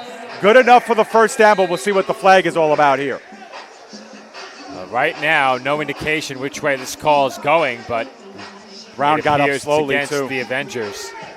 Brown is hobbling back. He looks like to be okay. He's going off under his own power, but he took a shot at the end of that play as well. And he's going to go into the locker room here, Joe. So Brown comes back out, and back in at quarterback will have to be Omar Pagan. And you're right, Joe, they are backing the ball up here. So it'll be a second down and 10 once again as the holding occurred up the field. So they'll mark it 10 yards from the spot of the foul. And we'll replay the down, second and 10. And what looked to be a nice step forward for the Avengerz offensively turns into a big step back with that penalty. And Michigan can't afford too many more of those moving forward in this game. Keep your eyes on Brown and this late shot he takes at the end there. Boom. Kind of folded him in half a little bit, and Brown went right to the locker room despite getting up under his own power, which was good to see. So we hope for the best for Deion Brown. And we have an official timeout here, and is that the 1 minute warning or no? It looks like an equipment issue for Joey Ramirez, actually, and Jervon Young will come in to take his place. And it'll be Chris Rohn and not Jervon Young. Defensive coordinator Ja Valentine is the gentleman with the headset who's at the line of scrimmage working his way back towards the right of your screen. This team has feasted so far defensively, looking to hold the Avengerz scoreless here. 1 second remaining until the 1 minute warning. Undoubtedly the last play before that takes place. Second down and 10. Pagan, heavy pressure to his right and can't get away from Keemon Coleman and Willie Garner. They'll split half a sack each. We'll have our 1 minute warning, and it'll be third down and a long way, 20 yards. Big loss on the sack there, Dave. The holding backs them up. The sack backs them up further. And I want to see if they had the crossing route here. That's tough. I think the pressure got home in time to take away any thoughts of throwing the ball downfield. But the Bearcats have now taken time out. Yes, I was going to say, I guess the 1 minute warning happened on the previous play. It did. And you know what the Bearcats are thinking? Let's get this ball back and score to close out this first half. They have 2 more timeouts remaining. So it'll be a third down and 20 coming up. And the Avengerz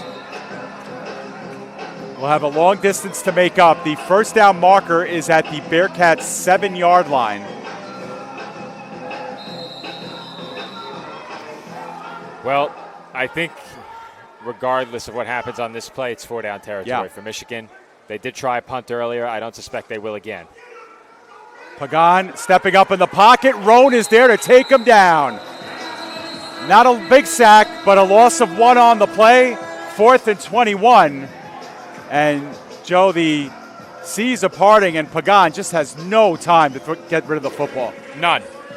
Not only no time to get rid of the football, no time to make a read. Right. He has to tuck and run before he has a chance to even get his eyes up from receiving the snap of the football. And there's nothing you can do here as a quarterback. Here's a look at it again. Yeah, you just see what the offensive line is doing, and it's just, if anything, it's just, instead of coming in on a full blast run, they're coming in on a jog, and Pagan. Well, they're trying to block slow 4 with down. 3. Yeah. Yep, and the Avengerz are not dedicating anybody in the backfield, although now joining Pagan is more in the backfield, perhaps to get a chip here. But it's 4th down with 40.7 to go. And do they even have time to launch one down the field? Pagan in the middle of the field, and it's dropped. In the middle of the field, that pass was dropped by Calvin Purefoy, and the Bearcats are taking over. They have a timeout in their pocket, 37.5 to go, and about half the field to go to try and get this one to 4 scores. Dave, if they score on this drive, that might be all for Michigan, especially with the loss of Brown. If there's any team that couldn't afford to lose a player to injury, it was this Avengerz team. And a drive that looked like it had them set up inside the 2 ends up backing up on the holding. Yep. Backing up again on the sack. And before you know it, it's 4th and a mile. And then this happens. Yeah, penalties have played a big factor on both sides here in this game. But the Avengerz are the side that really can't afford the mistakes. Down 21-0 now defensively. The Avengerz are going to try to hold the Bearcats on a 21 points. Adams is in the backfield with Rodriguez.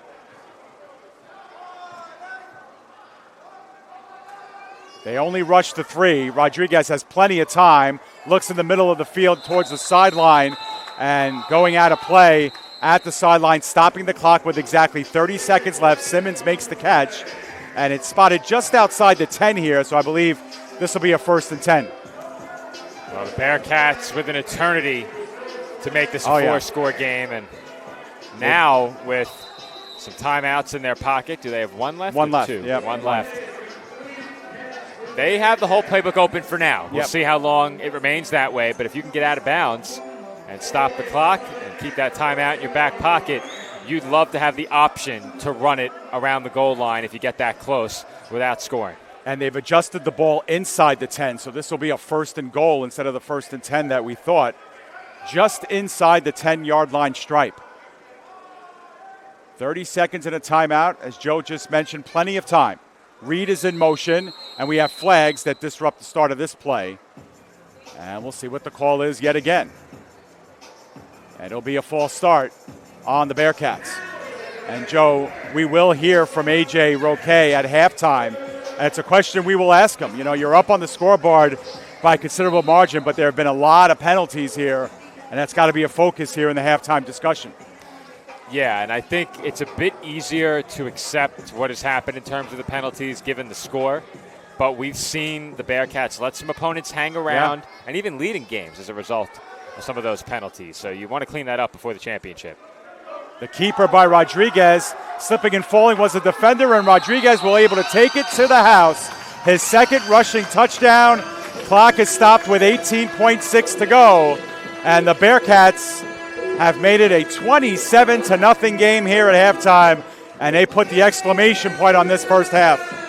Well, the Bearcats offense has really began to hit its stride these last couple of drives.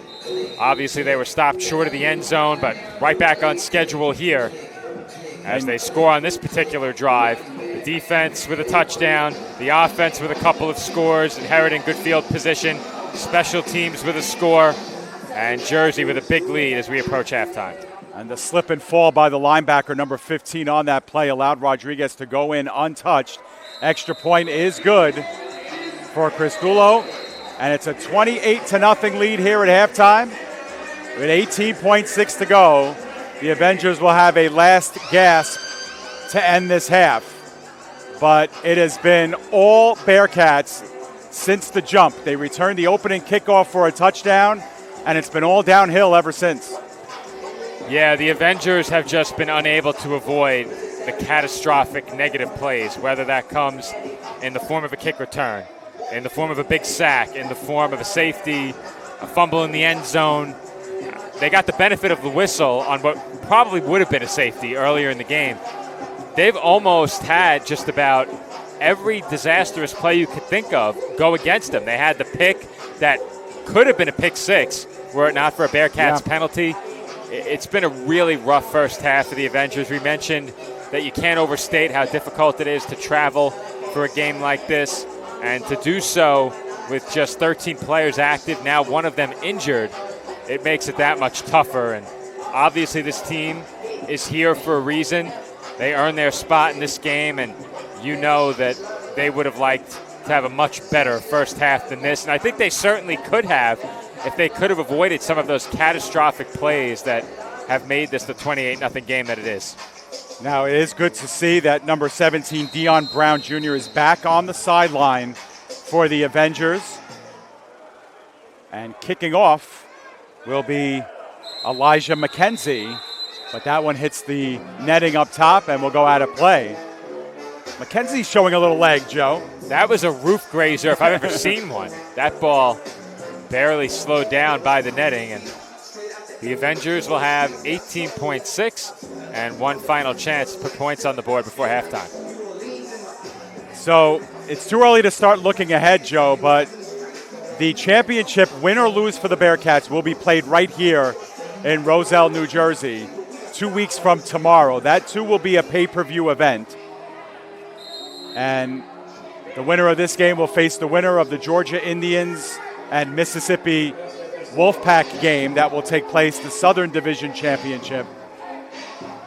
But we have been camped out here in Roselle for a long time here, Joe. This is the 7th game that we've been covering here at Warananko this season. 2 weeks from now, no matter who plays in that game, we will be there for the 8th appearance at Warananko. A great hosting facility, great atmosphere. We hope everybody will come on out to Jersey 2 weeks from tomorrow. I think everything here in Roselle is great except for the Wi-Fi. Except for the Wi-Fi and this humidity. Well, that too. Well, when you're not moving and sweating profusely, and not a good sign of the heat index here in this building. Pass in the flat is complete, and put down was Adrian Moore. Clock stops with 10.6 to go, and the Avengerz have called their second timeout. So why not? You have a couple of plays to run here, take a couple of shots, and try to move the ball. But getting back to this, which has really been their only source of offense, Joe, the pass on the periphery or 2 or 3 yards down the field. They got them 5 on that play. They haven't had many positive passing plays in this game. That being said, they've had 3 or 4 positive passing plays go straight through the arms of an intended receiver. So the opportunities for Michigan have been there.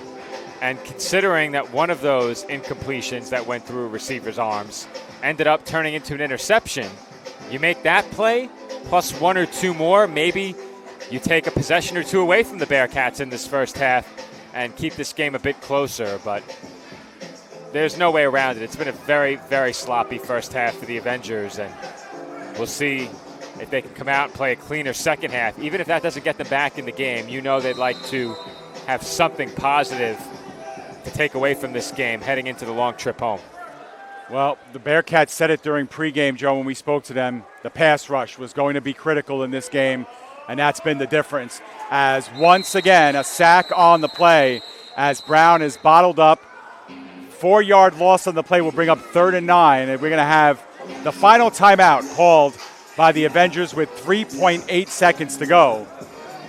And that time frustrated was number 26, Adrian Moore, on the play because he was open in the flat. But wide open. But again, Joe, this is just a case of a quarterback just not able to get at all comfortable. You could see because of the rush, Brown has to sidestep to his right, and he never has a chance to see the wide open Adrian Moore in the flat. It almost becomes a decision to throw it hot or take off. Yeah. You don't have time to read the defense. And when you don't have time to read the defense, you're effectively deciding where you're going to go with that football pre-snap. And if that swing pass to the back isn't where you've decided you're looking, you have to take off as soon as that first read and only read isn't there. And it's really tough to go through an entire game that way as a quarterback, and that's been the case so far for these Avengerz signal callers. Undoubtedly the final play here of the first half. The Avengerz are out of timeouts, and they need to go 25-plus for the score. They drop it in the middle of the field, and that one is incomplete. Beyond the outstretched reach of Archer, and Devontae LeGrand had an attempt on it as well. But, Joe, we've reached the end of 30 minutes, and the Bearcats averaged almost a point a minute, 28-0 here at halftime. Great half for the Bearcats, Dave. You can't take that away from them. Obviously, the circumstances for the Avengerz have made things difficult. Short-handed, long trip, talented Bearcats team. You're on the road, of course. That always plays into the favor of the home team, especially in a facility like this with a lot of unique dimensions and nuances, a great crowd. But the Avengerz, regardless of what it means for the final score in this game, have to come out and play a better second half. Absolutely. I do not believe that A.J. Roquet is going to take the headset, but during halftime, when we come back, we'll have a chat with some of our Lady Bearcats. We'll have a chat with DJ Sparks providing all the entertainment, and we're even going to talk with one of the members of the Union County Vipers. So we're going to take a break. When we come back, well, hold on a second. Let's not go to break. We might have A.J. Roquet taking the headset here, Joe. That's why we have to keep our eyes on him. Let's see what he does. Cue up the Jeopardy Think music. There we go. All right.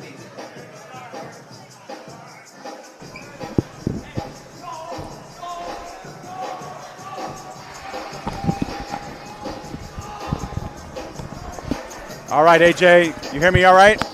Gotcha. All right, excellent. So, Coach Roquet, great first half. You guys are up by 4 scores. Tell me a little bit about how your team is playing and, your opinion of this performance so far. Defense is playing super well, right? We got a defensive touchdown today. So, we're getting pressure. I can't ask for much more. I can say a little more about the offense, right? Starting down here and not scoring, come on, man. Well, those penalties took a couple of scores off the board, one on the interception return that would have been, and, of course, the holding penalties. Is that something you're going to tell your troops at halftime to clean it up out there? Absolutely, yeah. Because we love to play, as much mistake football as we can. But, taking away a touchdown and then moving back from good field position to not scoring, dropping, touchdowns, that we had, all that played into a part. Bad things happen. It's just a downhill effect. Coach, I know you have to get into the locker room, but one last question. 2 words. Mel Reed. How electric is this kid? He doesn't get a lot of touches with the ball, but he returns the opening kickoff for a touchdown. How great is that to start a game? Oh, my God. When I seen they didn't get over half field, yeah. When he picked up that football, I knew what time it was. Absolutely. You can't give him that much space. It's the way to set the tone. Let's put it that way. Oh, man, you couldn't start the game any better. All right, Coach, 30 minutes in the books. Good luck in the next 30. Yes, sir. Thank you. Right, you got it. All right, and with that, we will now take a break and step aside. When we come back, we'll have our Lady Bearcats. We'll have some more conversations. It's all when we return. Right here live from Werenanko. It's 28-0. Bearcats here at the half. Stay with us. Jersey Bearcats football is brought to you by Pino's Bakery. Located at 1027 Chestnut Street in Roselle, Pino's is your prime stop for specialty cakes, pastries, and deli delights. Always fresh and made to order, our family-owned shop prides itself on bringing our kitchen into your homes and your heart.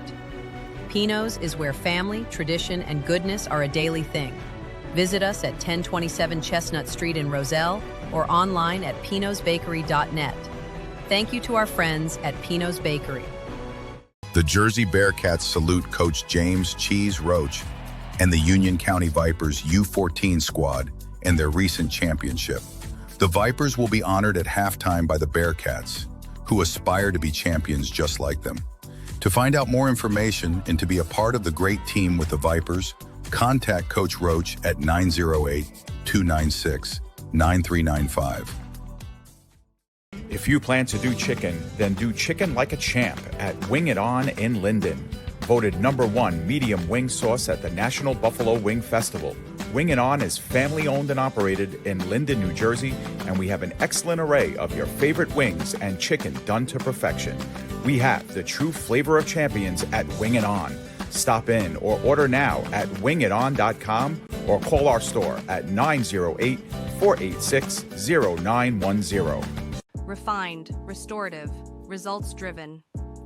At CMX iMed Bar, we blend medicine, aesthetics, and wellness into one luxury experience, led by Dr. Angela Roque. Located in the heart of Pier Village, Long Branch. Visit cmximedbar.com or text 9089-232-694 to look better, feel better, live elevated. The Jersey Bearcats are proud to welcome the sounds of DJ Sparks for the 2025 football season. As heard on Blazing 98.5 FM, DJ Sparks is perfect for nightclubs, concerts, corporate and sporting events. Bringing the party to you. The best sounds and the best time with DJ Sparks. Contact DJ Sparks on social media, email, or by phone, and let's get the party started. DJ Sparks, proud supporter of the Jersey Bearcats. The New York State Little League Baseball Championship is back on the PDF Sports Network. Coverage begins on Sunday, July 20th, and continues all week long as 8 teams of New York's most talented Little Leaguers compete for a spot at regionals in Bristol, Connecticut. The welcome parade, skills competition, and all 15 games will stream live on our YouTube channel at PDF Sportsnet. Don't miss a single pitch on the home of the New York State Little League Baseball Championship, the PDF Sports Network. This fall, NSC Apparel has you covered. We have top quality uniforms with unlimited customization and great pricing. The Supersonic uniform has pro level fabrics and embroidery, and the Sonic Speed uniform lends itself perfectly for full body designs. We also offer fan jerseys for the perfect fundraiser. Let us make you the best dressed team on the field this fall. NSC Apparel, official uniform provider of the Bearcats and the AAL2. All right, we are back live here with our Lady Bearcat Spotlight. Alea Montgomery, stay right there, okay? Don't move around too much. We got you on camera. Alea, tell us a little bit about yourself. What brought you to the Bearcats? Tell us a little bit about where you're from. Hello, everybody. My name is Alea Montgomery, and I'm the captain of the Lady Bearcats. I originally joined the team because I was fresh out of college with a dancing degree, and I just wanted to have a community where I felt supported, and the Lady Bearcats does exactly that. So tell me a little bit about that community. It's about more than just dance, right, with this team? Yes, it's about more than just dance. Sometimes I have to be a therapist. Sometimes they're my therapist.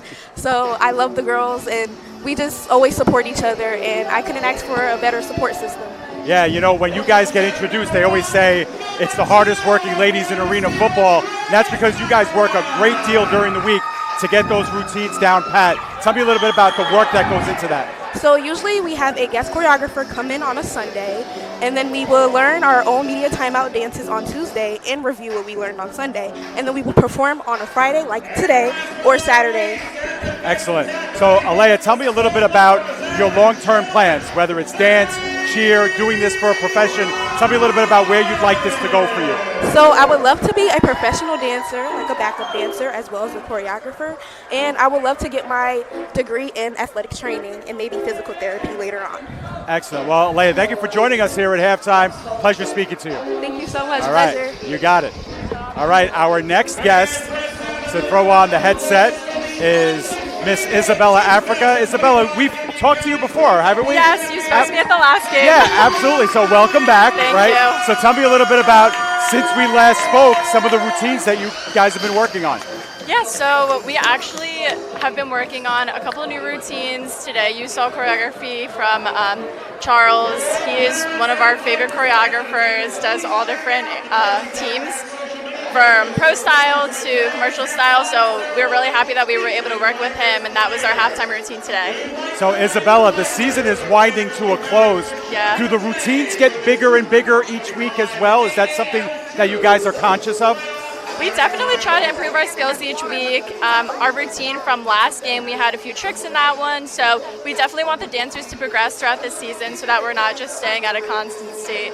Yeah, so our folks at home who are watching this are watching on pay-per-view. What do you have to tell all the crowd out there that have paid some money to watch you guys perform tonight and watch the Bearcats perform? Catch us at the championship game. We're going to be there, and we'll be dancing our butts off, so hopefully that you guys tune in for that. And we're just super excited for all the fans. You guys keep us going and cheer us on, so that is the biggest thing that we could ask for, is just the support and for everyone to tune in. Any sneak peeks on what's in store for 2 weeks from now? Nothing yet. Okay. A lot of exciting, upbeat stuff. Excellent. Isabella, always a pleasure to talk to you. Thank you for joining us. Yes, of course. Thank you. All right, absolutely. And what we will do now is we will send it to a fieldside chat with DJ Sparks, who plays all the great music here, part of our halftime entertainment package. Let's throw it down now to DJ Sparks. DJ Sparks, let me ask you a question. You are the guy behind the system here. How important is music in a venue like this? It's very important. Very important. You know, you want to prepare for every week, every game, every situation that's going on. Halftime, the cheerleaders. It's all about communication as well. You want to make sure that you're on point, that you're on key with everything that's going on. Like I'm into the game, but I'm really paying attention to everything that's going on with the referees. So it's tough. I'm having fun at the same time. Yeah, absolutely. And it must mean a lot for you personally because you have a lot of experience in arena football as a player. Tell us a little bit about that. I played with the Bearcats for the inaugural season from 2019 to 2023. I played back in Philly for a little bit so I played briefly with them for a couple years back in 06 to 2010. But I'm at school down in Florida as well. So arena football has been my life. I love arena football. Absolutely. Now, tell me a little bit about this. When did you start getting into DJing? What are some of the things that you specialize in? Tell us a little bit about that career move for you. Actually, I've been DJ since high school. My father actually got me into DJing. He was actually a DJ in the radio station from 107.5 back in the day. So I kind of just been following his footsteps. I've done a lot of events from being arena ball to the big stage. I love it. I enjoy doing it so much. Yeah, and that was going to be my final question for you is you've been to the clubs. You've been for high-profile events. You've been for sporting events. What's your favorite thing to do?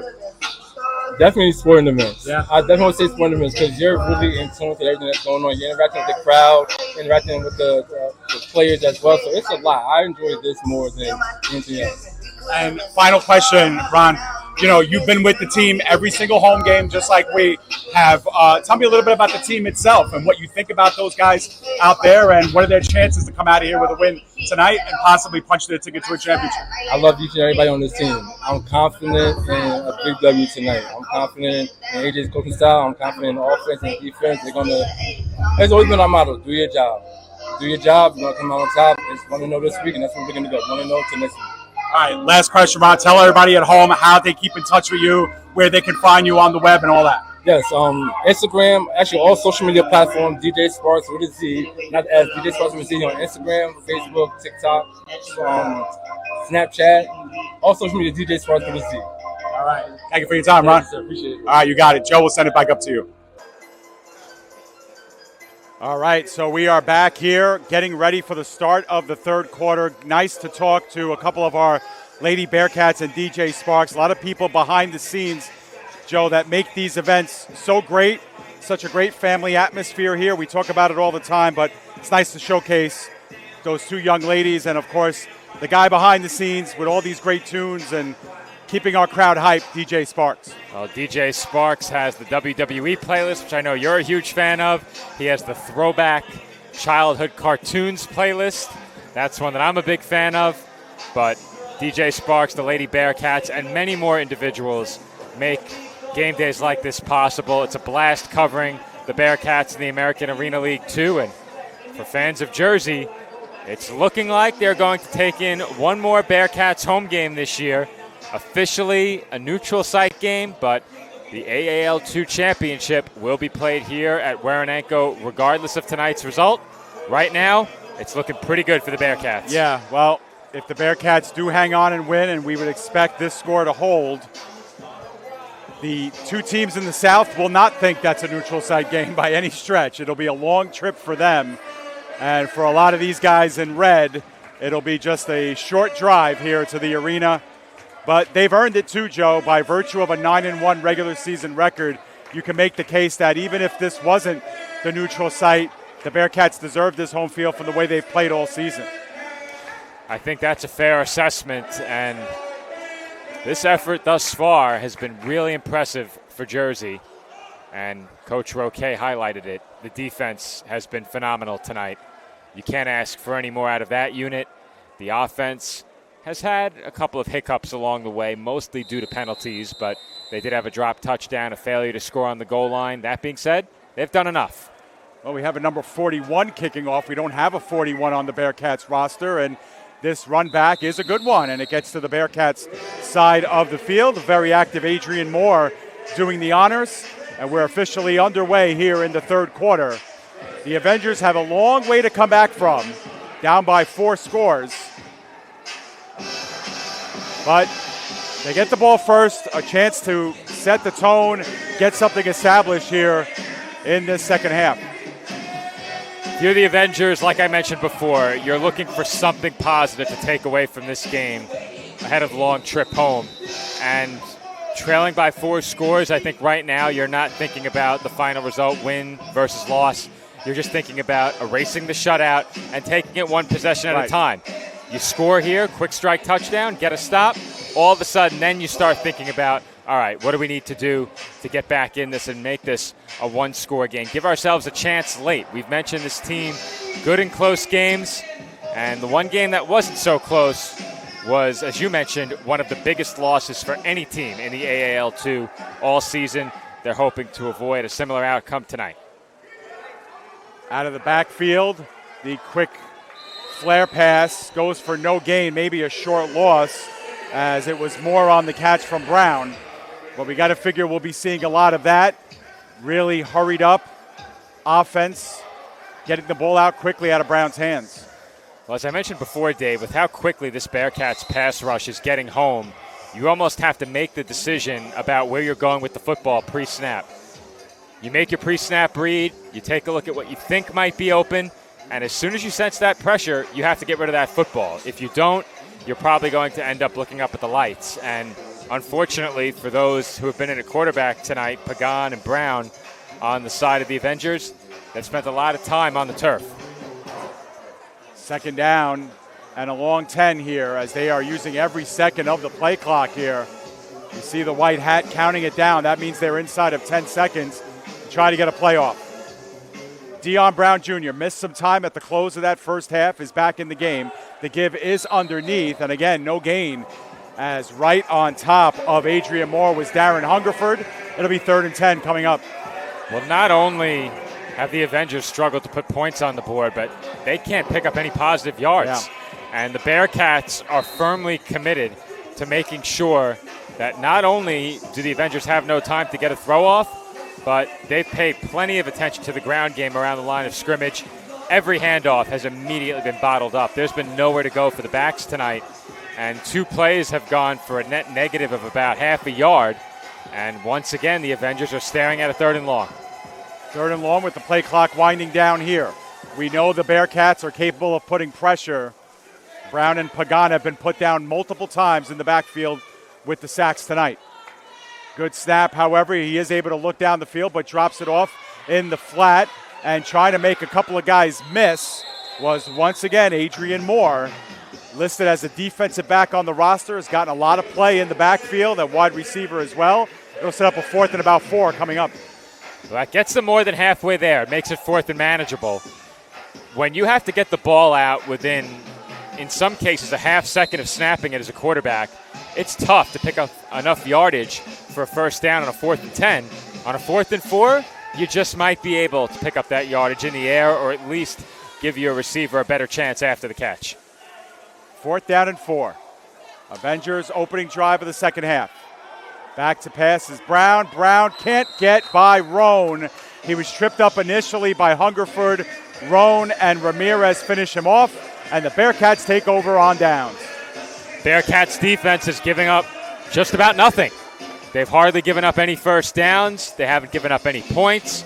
And they haven't given any of these quarterbacks for Michigan any time to make any decisions. And I think ultimately when you do that, it's impossible to lose. No time to make a decision on a throw. Hardly any time to make a conscious decision to run. And all of a sudden you're on the turf. Bearcats offense now will look to try and get rolling in the second half. They've put up, well, the team anyway has put up a total of 28, but the offense at times sputtered a bit in that first half. Coach Roque, I'm sure, wants to see some better things from them here in half number 2. If they can really begin to find their rhythm, this team's going to be scary heading into the championship. Rodriguez with plenty of time, going the distance on this play. Touchdown, Simmons! Well, they wasted no time, Dave. First play, unsurprisingly, they air it out downfield.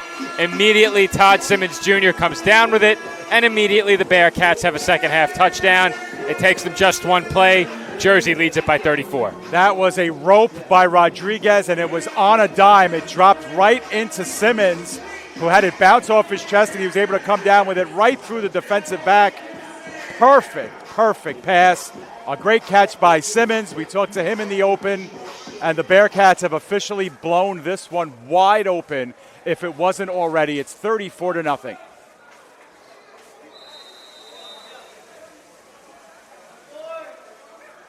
Extra point upcoming by Chris Kulo. That one is wide left. No good. So Chris Kulo 4 for 5 on the evening with extra point attempts. And our score remains 34-0 with 9:14 remaining in the third quarter. Well, the defense immediately gets off the field. The offense takes one play to score. Can't do much better than that. There's not much we haven't said about this Bearcats team already.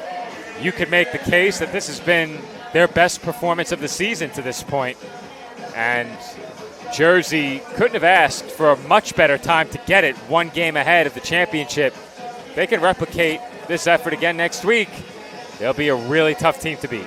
Now, Joe, whether they win by 3 or 30 or 50, the important thing is getting to the championship. We all know that. But, Joe, does it do the Bearcats a disservice winning by this much or having a game in hand this early, considering that the team that they'll face in the championship, should the score hold, obviously, is probably going to be a much tougher out in 2 weeks?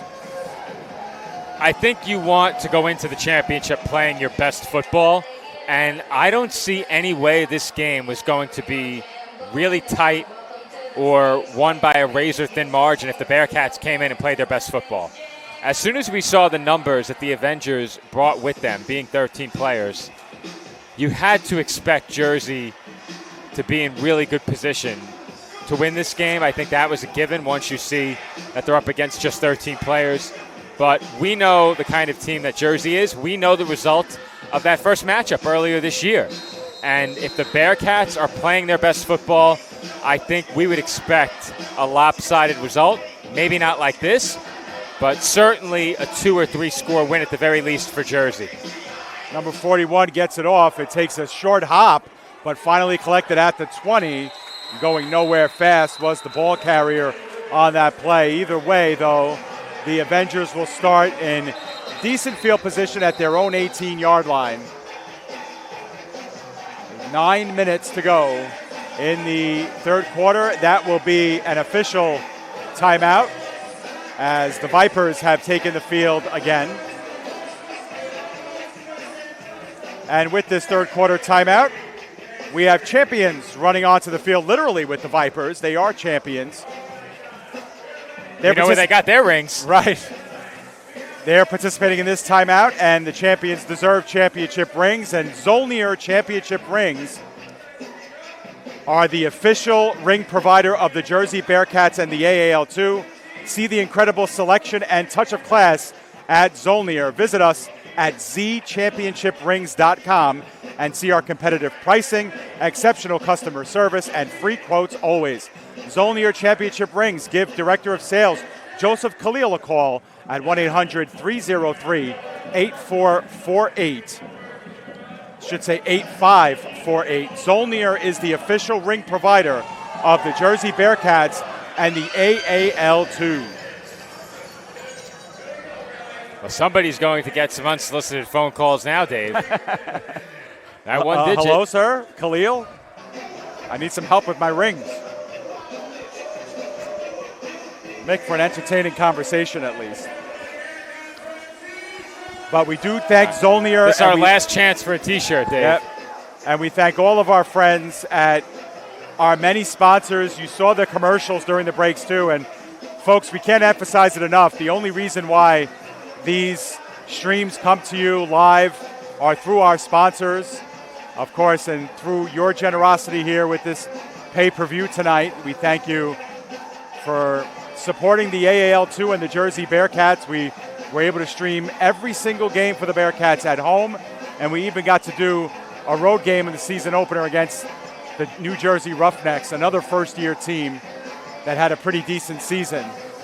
And, Joe, that's part of this discussion, too. You know, the Bearcats are seemingly on their way to an AAL2 championship appearance in 2 weeks, but let's not forget here that the Michigan Avengers are not just new to the AAL2, they're new to arena football. This is a startup organization, obviously players that have played in other places before, but all things considered, to get to an AAL2 championship, to play the way they have this season, to stay organized to this point, and to make it here, a huge trip that they made today, it's saying a lot for this young organization.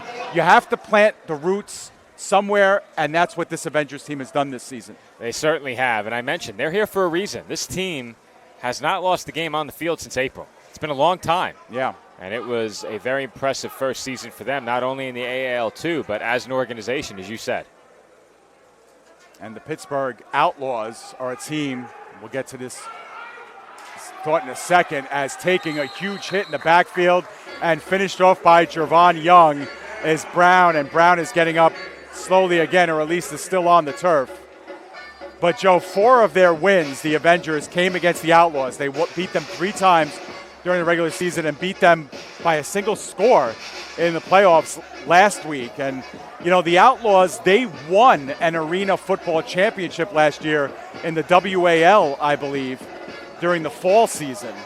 So, you know, the Outlaws team, you know, was a bit banged up this year, not necessarily the same team that won a championship in the fall, but still, they beat that program 4 times. And, you know, for a first-year program to do that, it's not easy. Certainly not. And we spoke with Coach K after the last Bearcats playoff game, and he said the Outlaws were a team to watch in the postseason, and that he felt they added some really good players from the Pittsburgh area, a haven for great football. But the Avengerz knocked them off yet again, as you mentioned, and earned their spot in this game. A 7-yard loss on first down makes it a 2nd and 17 officially.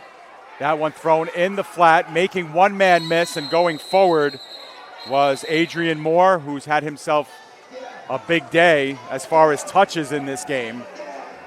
Gets about back to the line of scrimmage and then some. We're looking at about a 3rd down and 8 coming up. Once again, 3rd and long for the Avengerz. That has plagued them all night. And when you're in that position, it's really, really tough to stay close in a game against this Bearcats team or to score at all against this Bearcats defense.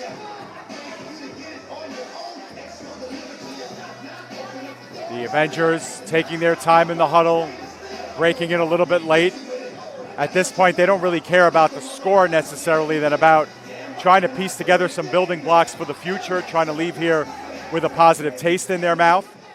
And we said this back when the Bearcats played the Outlaws, Joe, and the Outlaws bus actually was taken out of commission. They only came here with half a team. They played a decent second half in that game. On the run, the throw on the run is caught, and nearing the goal line, stopped just short on easily the biggest play of the game, Ardell Cruz getting inside the 5. And there's some life in this Michigan offense, and Brown did a great job to escape the pass rush that time, and this is one of the rare occasions where he didn't roll right into one of those edge rushers. He finally had some time to scramble toward the sideline and continue to look downfield, and he made the most of that time that he had. And closest Bearcats defender was Piper, just couldn't get to him in time, and that's a great-looking throw. LeGrand saved the touchdown there. Let's see if the Bearcats can hold the 0 on the scoreboard. Deepest penetration of the game for the Avengerz. Brown with the long snap count. We got movement up front, and this play is going to be whistled dead as flags come in everywhere. Take your pick. It looks like the Bears went off, but they were drawn off, Joe. And just like that, the Avengerz go backwards 5 yards. 1st and goal from the 7. A big step forward with the big completion, followed by another step back. And even though it probably won't make a difference in terms of the final result in this game, you need to score on this drive if you're Michigan. And you don't want to see a big positive play like that takes you to the goal line erased by a penalty immediately after. It's demoralizing. Yeah, you know, moral victories don't mean a lot here in the playoffs, but for a first-year team, again, to get that 0 off the scoreboard, to get points here on the road. Obviously, traveling with only 13 players tonight, it means a lot. And it's not just, to try and get back into this game, but just the psyche of this team to get in the end zone here. And it means a lot to the Bearcats, too. They're going to try and keep them out and keep that 0 up on the scoreboard. 4:20 to go. First and goal from the 7. Brown out of the shotgun. Pressure on him. Bearing down and taken down. Keymon Coleman tripped him up, and Kareem Bernard finished him off. Brown is down in a heap. A huge loss on the play. Timeout on the field. And the Avengerz with a huge loss. And the lack of a pass protection for Brown is becoming dangerous now. Every play he is facing immense pressure and taking big hits. And it looked like his helmet may have come off on the way down, and then he may have taken a shot to the face by the helmet of the tackler. Yeah, well, it's Kareem Bernard who landed on top of him. When I asked head coach Roquet about the thoughts coming into this game, the first thing he said was they have a pretty dynamic quarterback. And we're going to have a personal foul that was called on that play, Joe. I believe coming in late against Brown. I don't agree with it because Brown was still on his feet, got tripped up, and guy just kind of landed on him. But it'll be second and goal from the 10 instead of third and goal from about midfield. So that's a surprising call. Yeah, very surprising. Unless they thought maybe the face mask was pulled off and the helmet was pulled off. All right, second and goal, but it is Pagan back in at quarterback. This is his third appearance at quarterback in this game. Pagan rushes back, is under intense pressure, and has to just throw it out of play. Joe, 4 red jerseys unabated to Pagan on the play. You just can't play quarterback that way. Well, they're trying to block 4 with 3 more often than not because they're sending the back on a route out of the backfield. And when you do that, you're not going to have much time. Well, look in at the the case, rush. In the case of the Avengerz, no time. No time. 3 blocking 4. Yeah, and it's almost like, and again, we know that the Bearcats are overpowering the Avengerz at the line of scrimmage, but it's almost as if the Avengerz are like matadors, Joe, and the Bearcats are the bulls, and all they're doing is, waving the towel in front of them. But really, there's been very, very little resistance put on the offensive line. Third down and goal from the 10. Pagan, a long drop back in the flat. It was tipped by Ramirez, incomplete. And that'll bring up fourth down. Well, they got the throw off that time, and the Bearcats are not going to let Moore get out in any space by himself. They had one look earlier in the game where Moore was all alone on the sideline, and Brown didn't see him. Other than that, I'm not sure they've had many open looks wide of the hash marks all game. They've had a few on short stick routes. A couple of those may have been wide of the hash marks, but and Moore tight coverage. Moore was going to be dead to rights anyway on that play. And, Joe, for that big play that the Avengerz had, perhaps the great part of that play was the tackle by Legrand, Devontae Legrand, to get the tackler down at the 1 yard line and potentially, obviously it saved the touchdown on that play, but potentially it could get the Bearcats off here scot-free and hold the shutout intact. Weak throw came out of the hands of Pagan. Funny, kind of just a wounded duck out there. It's tough to play quarterback with gloves on, in my opinion, and that's part of the reason why. Especially in this humidity, Joe, and in this heat. And again, we said it once before, we'll say it again. It's outdoor weather here, so there's no temperature control, there's no air conditioning here, so it's slick out there as well. But Pagan just lost control of it. We've seen that happen 2 or 3 times in this game to the quarterbacks. And the shutout remains intact. It's 34-0. The Bearcats have only run one offensive play in this half. It was for a touchdown. And they might only run one more to end the third quarter. There are 50-plus seconds remaining in the third. The Bearcats, who led by 28 at half, up by 34. And Washington, making a guy miss at the line of scrimmage, plows down over the 20-yard line before he's knocked out of bounds. Good enough, I believe, for the first down. Well, these Bearcats playmakers certainly don't take any plays off. Every snap, there is a chance for a dynamic play from one of these wideouts, the backs, or Mateo Rodriguez. And all gas, no brakes, Dave. They're right back to the line. Right back with under 20 seconds remaining now in the third quarter. And in the backfield, that ball is loose on the exchange. Rodriguez gets it back, but is flipped over at the line of scrimmage. No gain. And that will be the final play of the third quarter. All right, maybe they took that play off. Well, I'll tell you what, that was some great penetration in the backfield by the Avengerz to disrupt the handoff. Nas Adams never did get the ball. But they'll switch the fields. It'll be 2nd and 10 when we come back. We are at the end of 45 minutes, and the Jersey Bearcats are 15 minutes away from a trip to the chip.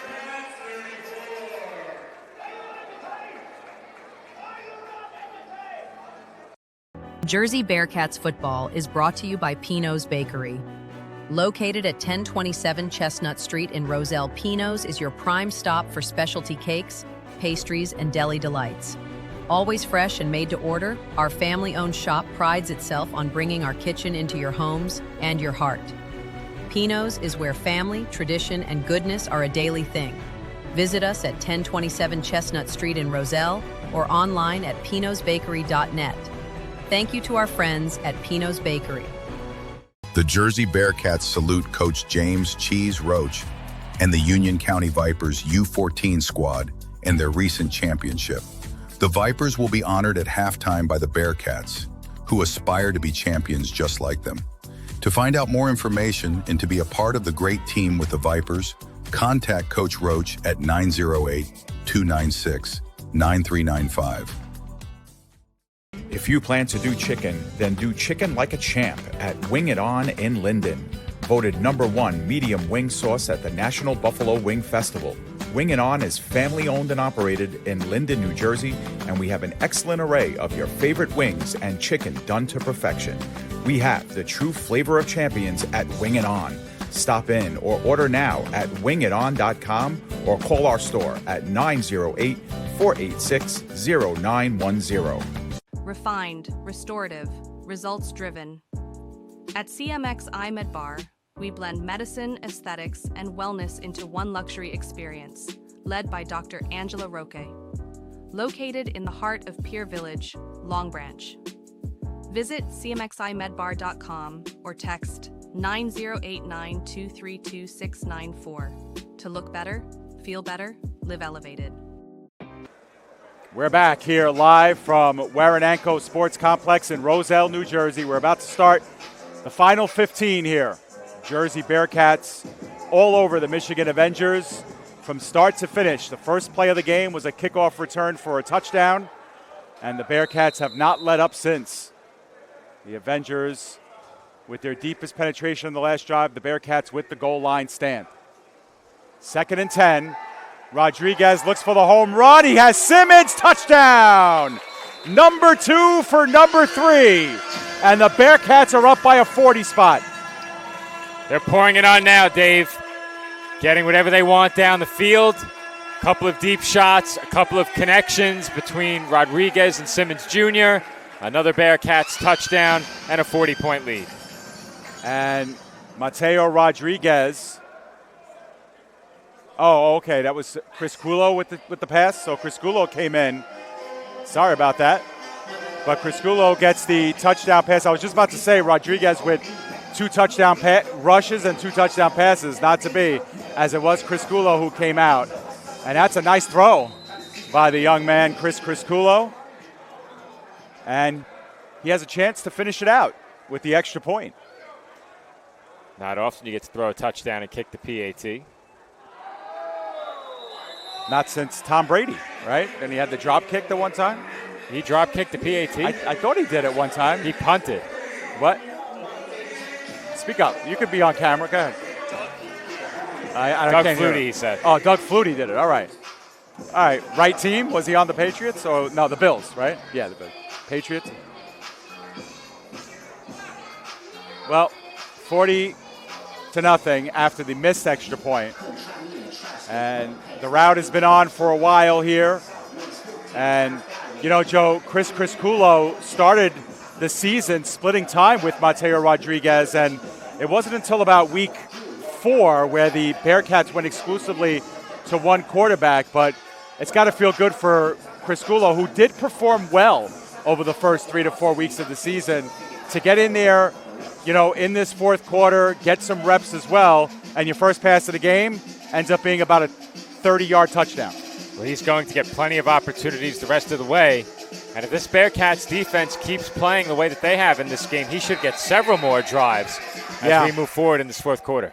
And if you know the Bearcats and you know their calling cards, they are not going to take their foot off the gas. A lot of teams say, well, you know, you're up by a lot of points.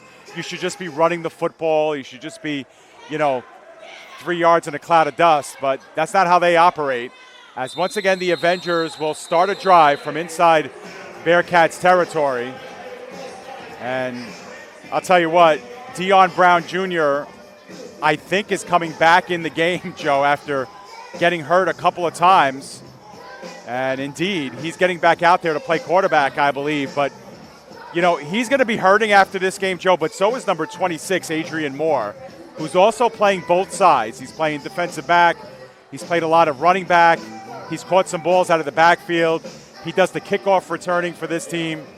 So a couple of guys here are going to really welcome the fact that this game was on a Friday and not a Saturday, so they get 2 weekend days to relax and recoup before they get back to work on Monday. Yeah, it's been a rough night for a lot of these Avengerz, but as you mentioned, specifically for the duo that you referenced that have taken a lot of big hits in this game. And obviously playing both sides of the ball, a major factor as well. That is not easy to do under any conditions on any night. I said Brown was coming in to play quarterback. He is not. He's lined up at wide receiver. It is Pagan instead. Slides out of a would-be sack. Throws one up back in the end zone, and it hits Tariq Pusey in the back. He's going to get called for a pass interference because he never did look back.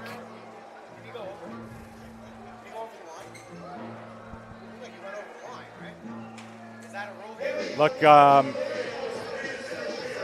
keep an eye on the line of scrimmage we'll as keep well, an eye. Dave. We're going to get a look at it on replay. Our camera operator, Joe Calabrese, thought perhaps he was stepped over the line. Remember, he has to be, the entirety of his body has to be over the line in order for it to be called. And no, he was behind. Yeah, good job. Get your eyes checked, Joe. Yeah. Joe was so busy looking at the quarterback, he missed the reception there. That's what happened, Joe. He tried to get our attention away from the fact that he missed the pass, you know, the breakup.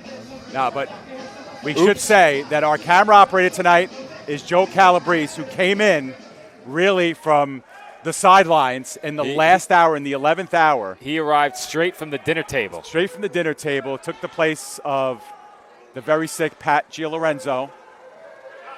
Pagan exited his hand. Once again, just popped out via the gloves and the slick hands, Joe, and he's almost caught by the interior lineman, DeAndre Pearson. And that would have been illegal. That would have been illegal, unless he's ineligible on there on that line. But second and 10. He might want to ditch the glove, Dave. Yeah, you know what? And he's getting a different glove. He's going from the one glove to the second glove. But yeah, it just can't really get his hand on it. And you could see from the second that he got the snap, Joe, he just never was comfortable with the ball in his hand. And he actually just took the glove of number 26, Adrian Moore. So we'll see if that helps out. Meanwhile, they are taking an age here in the huddle. Clock is still running. Yeah, it is. Not that it matters much, but for the Avengerz, they just want to score.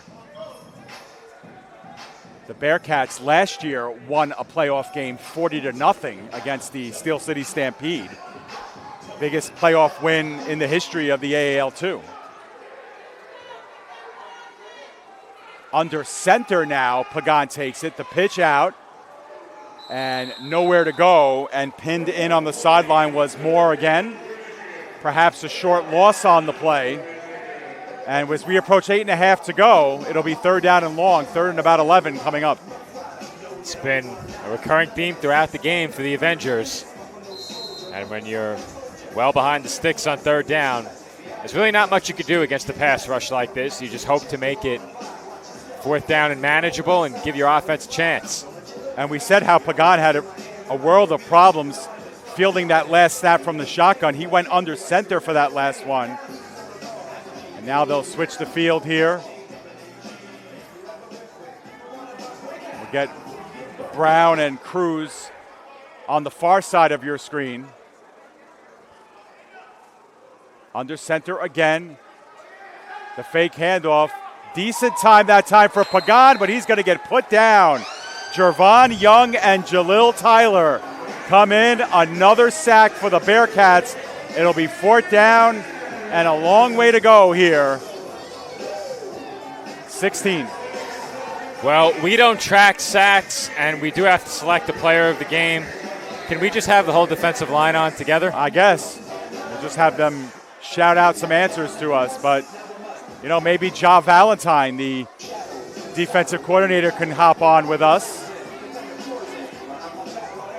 But it's true, Joe. It's hard to pinpoint one particular player who deserves player of the game honors. Willie Garner, Jervon Young have been spectacular. I'd probably give it to Garner because, you know, their job as a defensive end were to keep the quarterback contained. But you could make the case that Jervon Young did a good job at the end position. Joey Ramirez, Darren Hungerford at middle linebacker. Who doesn't deserve a game ball after a game like this? Fourth down, a long 16. They throw it up, intercepted by Barry Turner. Turner in the end zone for the touchback, and the Bearcats will take over. The Bearcats, in fact, lost a bunch of yards by catching that ball, but still, Joe, it's just another indication of how dominant this game has been for Jersey. Well, in a game like this, no defensive back is passing up the interception for the yards in that situation. Fair but enough. You're right. They did surrender a few yards. Not too many. Yeah, but they get it back again. Another 20. chance for Chris Crisculo.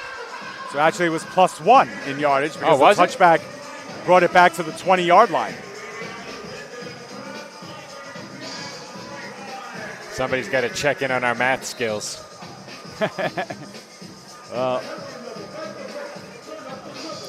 The Bearcats are huddling up in their own end zone, but they'll come all the way out to the 20-yard line with, as Joe mentioned, Chris Crisculo ready for his second drive of work, although you can hardly call that a drive the last time he was on the field. One play touchdown.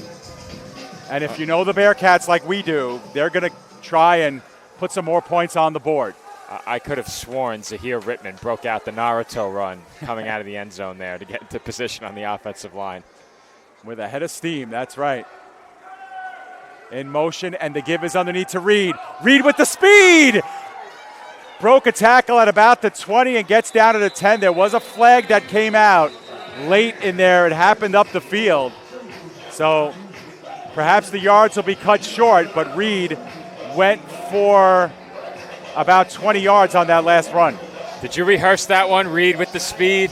It just came out? Rolls off the tongue.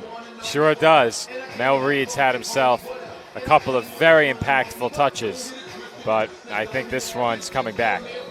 It is. It's just a matter of where on the field did that penalty happen. They'll mark it at the 24-yard line of the Avengerz. So it'll be a first down and 4 coming up.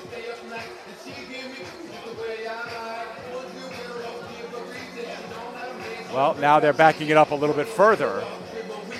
And it'll be a first down and 7, 8, 9, 10. So I guess the hold happened more shorter up the field than normal, as I think we're going to have a timeout whistled.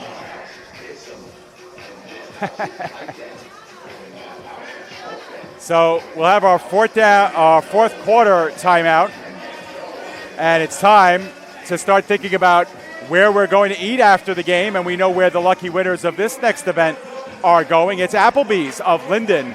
They are sponsoring a free dinner for 2 for every Jersey Bearcats home game this season, and with amazing drink specials and delicious food, it's where we should all be headed. Make sure to visit our friends at Applebee's of Linden, located at 671 West Edgar Road in Linden, with eat-in, car-side to-go, and delivery options. We've got the food covered. Visit Applebee's and tell them the Jersey Bearcats sent you. And Joe, I think on the field, number 26, Adrian Moore, is doing some snow angels on the turf. Well, he was enjoying the fan in the corner. So you'll see him reclining on the turf. He is not down injured. He is enjoying the breeze that was generated by the fan in the corner. At least it appeared that way. Yeah, he's back up. We need to get one of those over here. Yeah, exactly. Well, during pregame, I was camped out in front of one of those for a couple of brief seconds just to get some air. But we got Kick Like a Bearcat going on here, sponsored by our friends at Applebee's. Chris Crisculo is 4 of 6 on field goal attempts. Let's see how these guys do from the extra point marker. That's a bomb. A lot of leg behind that one. Number 99 looked to get that through the actual netting here. You have to finesse it here in Waranenko with the low-hanging ceiling. And that one's wide right. But check out Ramirez's jersey, Joe, number 99. He has his back towards us. I mean, that reminds me of Jim Burt back in the 80s on the New York Giants. I know I'm dating myself, and you weren't alive back then. I was not. Jim Burt's jersey was so tight that they used to have to lace it on the sides and literally try and make it, try to get it to fit that way. But for those of you who are in their 40s and 50s and who follow New York Giants football, well, know what I'm talking about.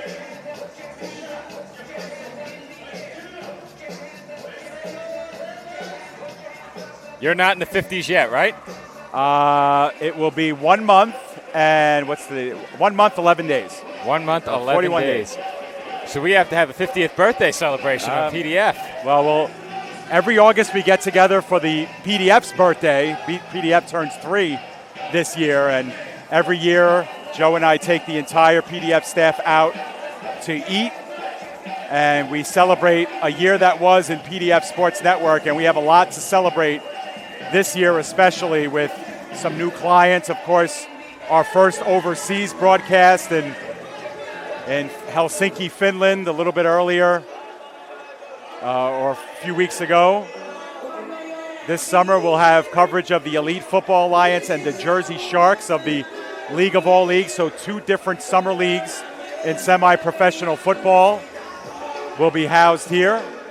And we'll have plenty of other things going on along the way. We're waiting to hear word on whether we will be back for another year of Rockets Hockey Club junior hockey in Bridgewater, New Jersey. I think that'll be our 4th year with them, will it, Joe? Or I think we're going to be waiting a while. Yeah, I think we're going to be waiting a while. But the Rockets Hockey Club the schedule doesn't drop until the end of this month. So at the very least, we have some time before the schedule drops to find out who they'll be going with. So on 1st and longer, Crisculo goes down the field, wide open. Mel Reed sheds a tackle, and he couldn't do it the first time, but second time's the charm. Reed was wide open, hanging out at about the 15, and he scores for the second time. We're talking about player of the game on defense, Mel Reed, making a bid. I think he's in the running now, Dave. Well, special teams touchdown, a big run there that got called back, a touchdown grab. Why not? He's wide open here, and still got to make a guy miss right there. And does so. And the lead is opened up to 46 with 2:43 and counting to go. The Bearcats' biggest win of the year was 38 points against this Avengerz team during the regular season. It looks like this one will take that one over. Extra point, good. No doubter that time by Crisculo. It's 47-0 with the clock still running.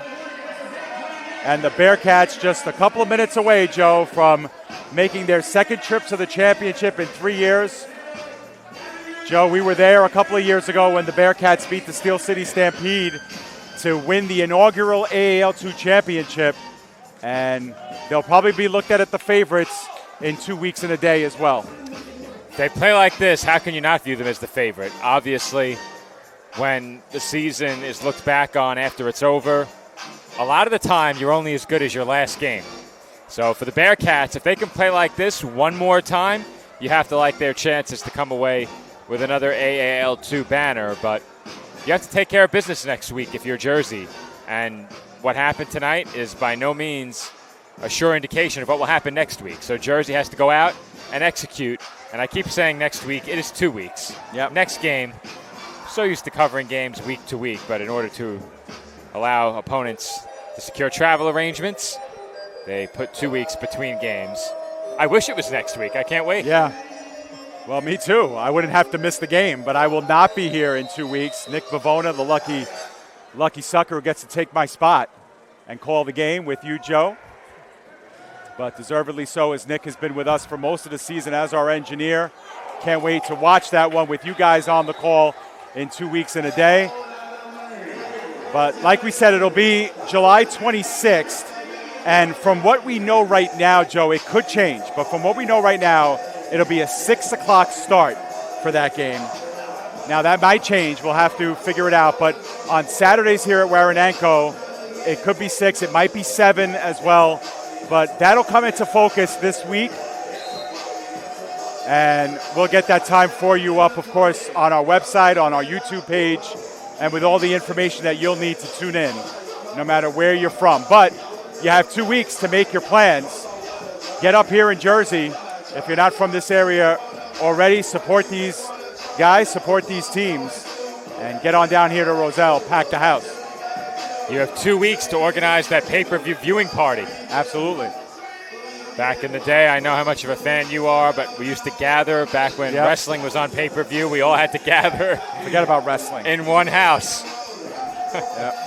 I'm not sure I've ever ordered a movie on pay-per-view. I don't think it was a thing. For me, growing up, it was the Mike Tyson fights, Joe. They were always on pay-per-view, and I'd have my cousins come over, and we'd watch the Tyson fights on pay-per-view. Big loss in the backfield. That's number 41, and Joey Ramirez come in to make the tackle. A loss of about 4 or 5 on the play as we are under a minute to play. Now we have a stoppage They here. did not. They called a timeout. Michigan did. The Michigan Avengerz did. have called Michigan did. a timeout. Yeah, you thought it was the Bearcats. and I sure did. For a sneaky suspicion, I thought too. But I'm actually surprised the Avengerz called timeout. yeah. Now, there may have been an injury on the play as well.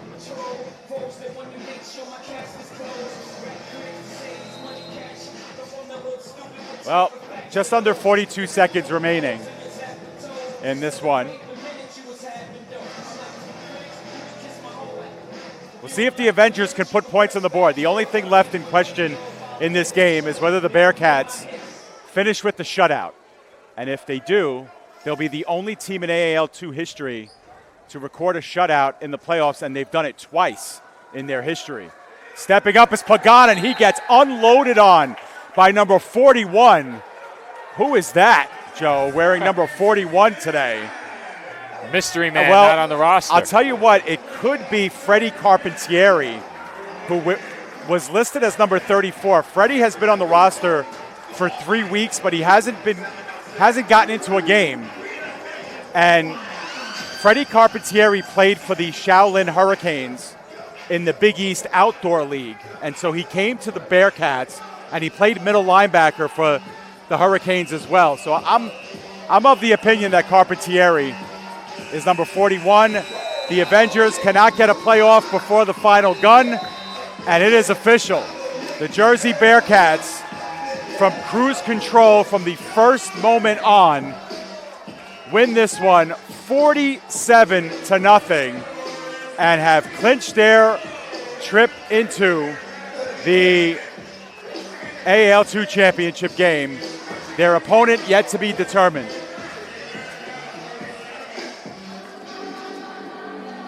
All right, Nick is headed down to the field, which means I will slide over to the engineering station, and we'll get to catch up with our player of the game.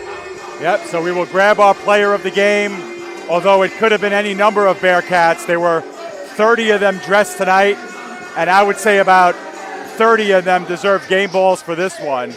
It was a complete, performance from top to bottom, Joe. Offense, defense, special teams. They made it all happen, and that's the reason why you see the score on your scoreboard. I don't think they could have played any better, Dave. Maybe on offense there were some possessions that they could have finished when they didn't score and weren't able to punch the ball in. Outside of that, I don't know how much more they could have done better tonight. This is probably the best effort we've seen from the Bearcats this season, and it comes ahead of their most important game of the year. Yep, and on the opposite side for the Michigan Avengerz, a first-year team. And you know what? 47-0. A lot of people are going to look at this game and say, wow, the Avengerz got blown out. They had no business being in this game. But the bottom line is they had 13 young men out there working their tails off for 60 minutes. And a couple of these guys are going to go home bruised and battered, but they put up a nice performance as well. Gave us something to watch. Nick is with our player of the game, and it is number 14, Mel Reed, who's going to take the headset in just a moment after he gets congratulated by a few people.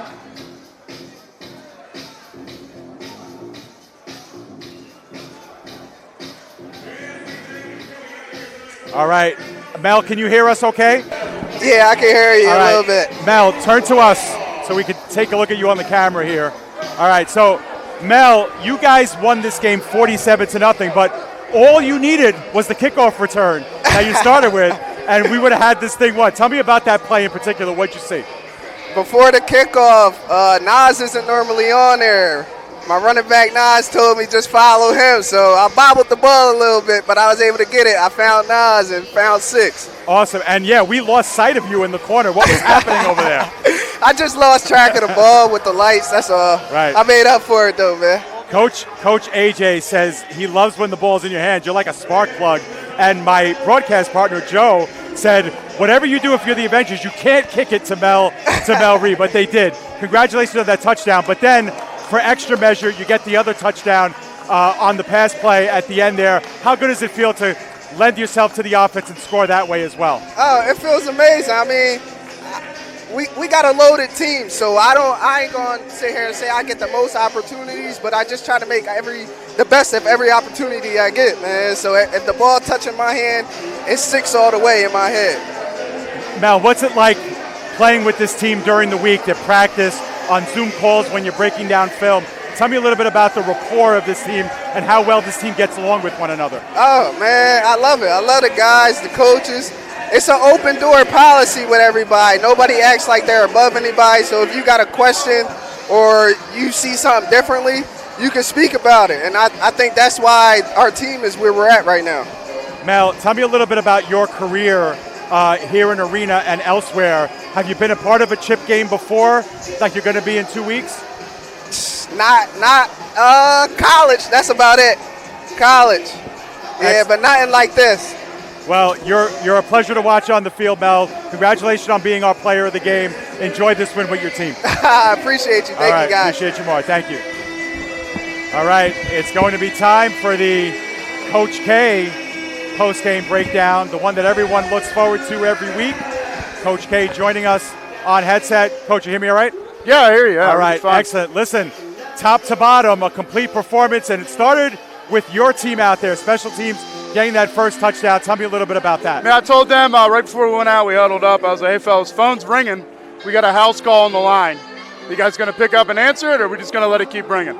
And I told them day one, I'm like, if you guys listen to me, run the scheme the way it's supposed to be run. We're going to house one of these eventually. And I was over ecstatic. I'm sure you guys caught me on camera flipping the hell out. I did. And on your kickoffs, you had a few different kickoff guys in the game as well. You got, I think that was Freddie Carpentieri, right? Wearing Freddie, 41, right? You had, was it Elijah who took a kickoff? Elijah took a kickoff. Showed some range. So, yeah, you guys had a little fun out there on specials tonight. Yeah, we did. It was a lot of fun. You know, when you're clicking, it just turns into a blast. I tell these guys, like, football's a lot of fun when you're kicking someone else's ass. You know what I mean? It's just that football's a very simple game. You're either getting your ass kicked or you're kicking someone's ass. Tonight we kicked someone's ass. Absolutely. Well, Coach, let me ask you this. I mentioned it to my broadcast partner, Joe. A game like this where the game gets out of hand with the scoreboard, is it more helpful or is it more hurtful in a game like this as you prepare for a monster of a game in 2 weeks? Well, it's one of those things, like, whenever it's clicking, it's always nice. It's easy to see what we need to fix, the little things, you know what I'm saying? Like, hey, if you would have cut it back that way, it would have been a touchdown, stuff like that. So we tweak one or two little things. No doubt in my mind we're going to be sizing up rings. Now, Coach, final question. Whether it's the Indians or whether it's the Wolfpack, it's a team that you've never faced before here in the 3 years of AAL2. Tell me a little bit about both of those teams and how can this team or how will this team prepare for the championship game in 2 weeks? I know both teams are pretty well coached from what I understand. They got a pretty good staffs on both teams. I know Indians got a pretty good quarterback.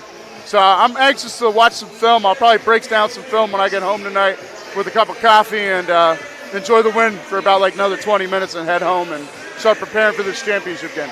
Coach K, it's your show. You get the final word. What do you got? I mean, Arabella Lynn, if you're watching this, it's time for bed. That's all you got, huh? Yeah, I mean, it was a hell of a game. Super proud of my guys. They fought to the end. You know, they played hard.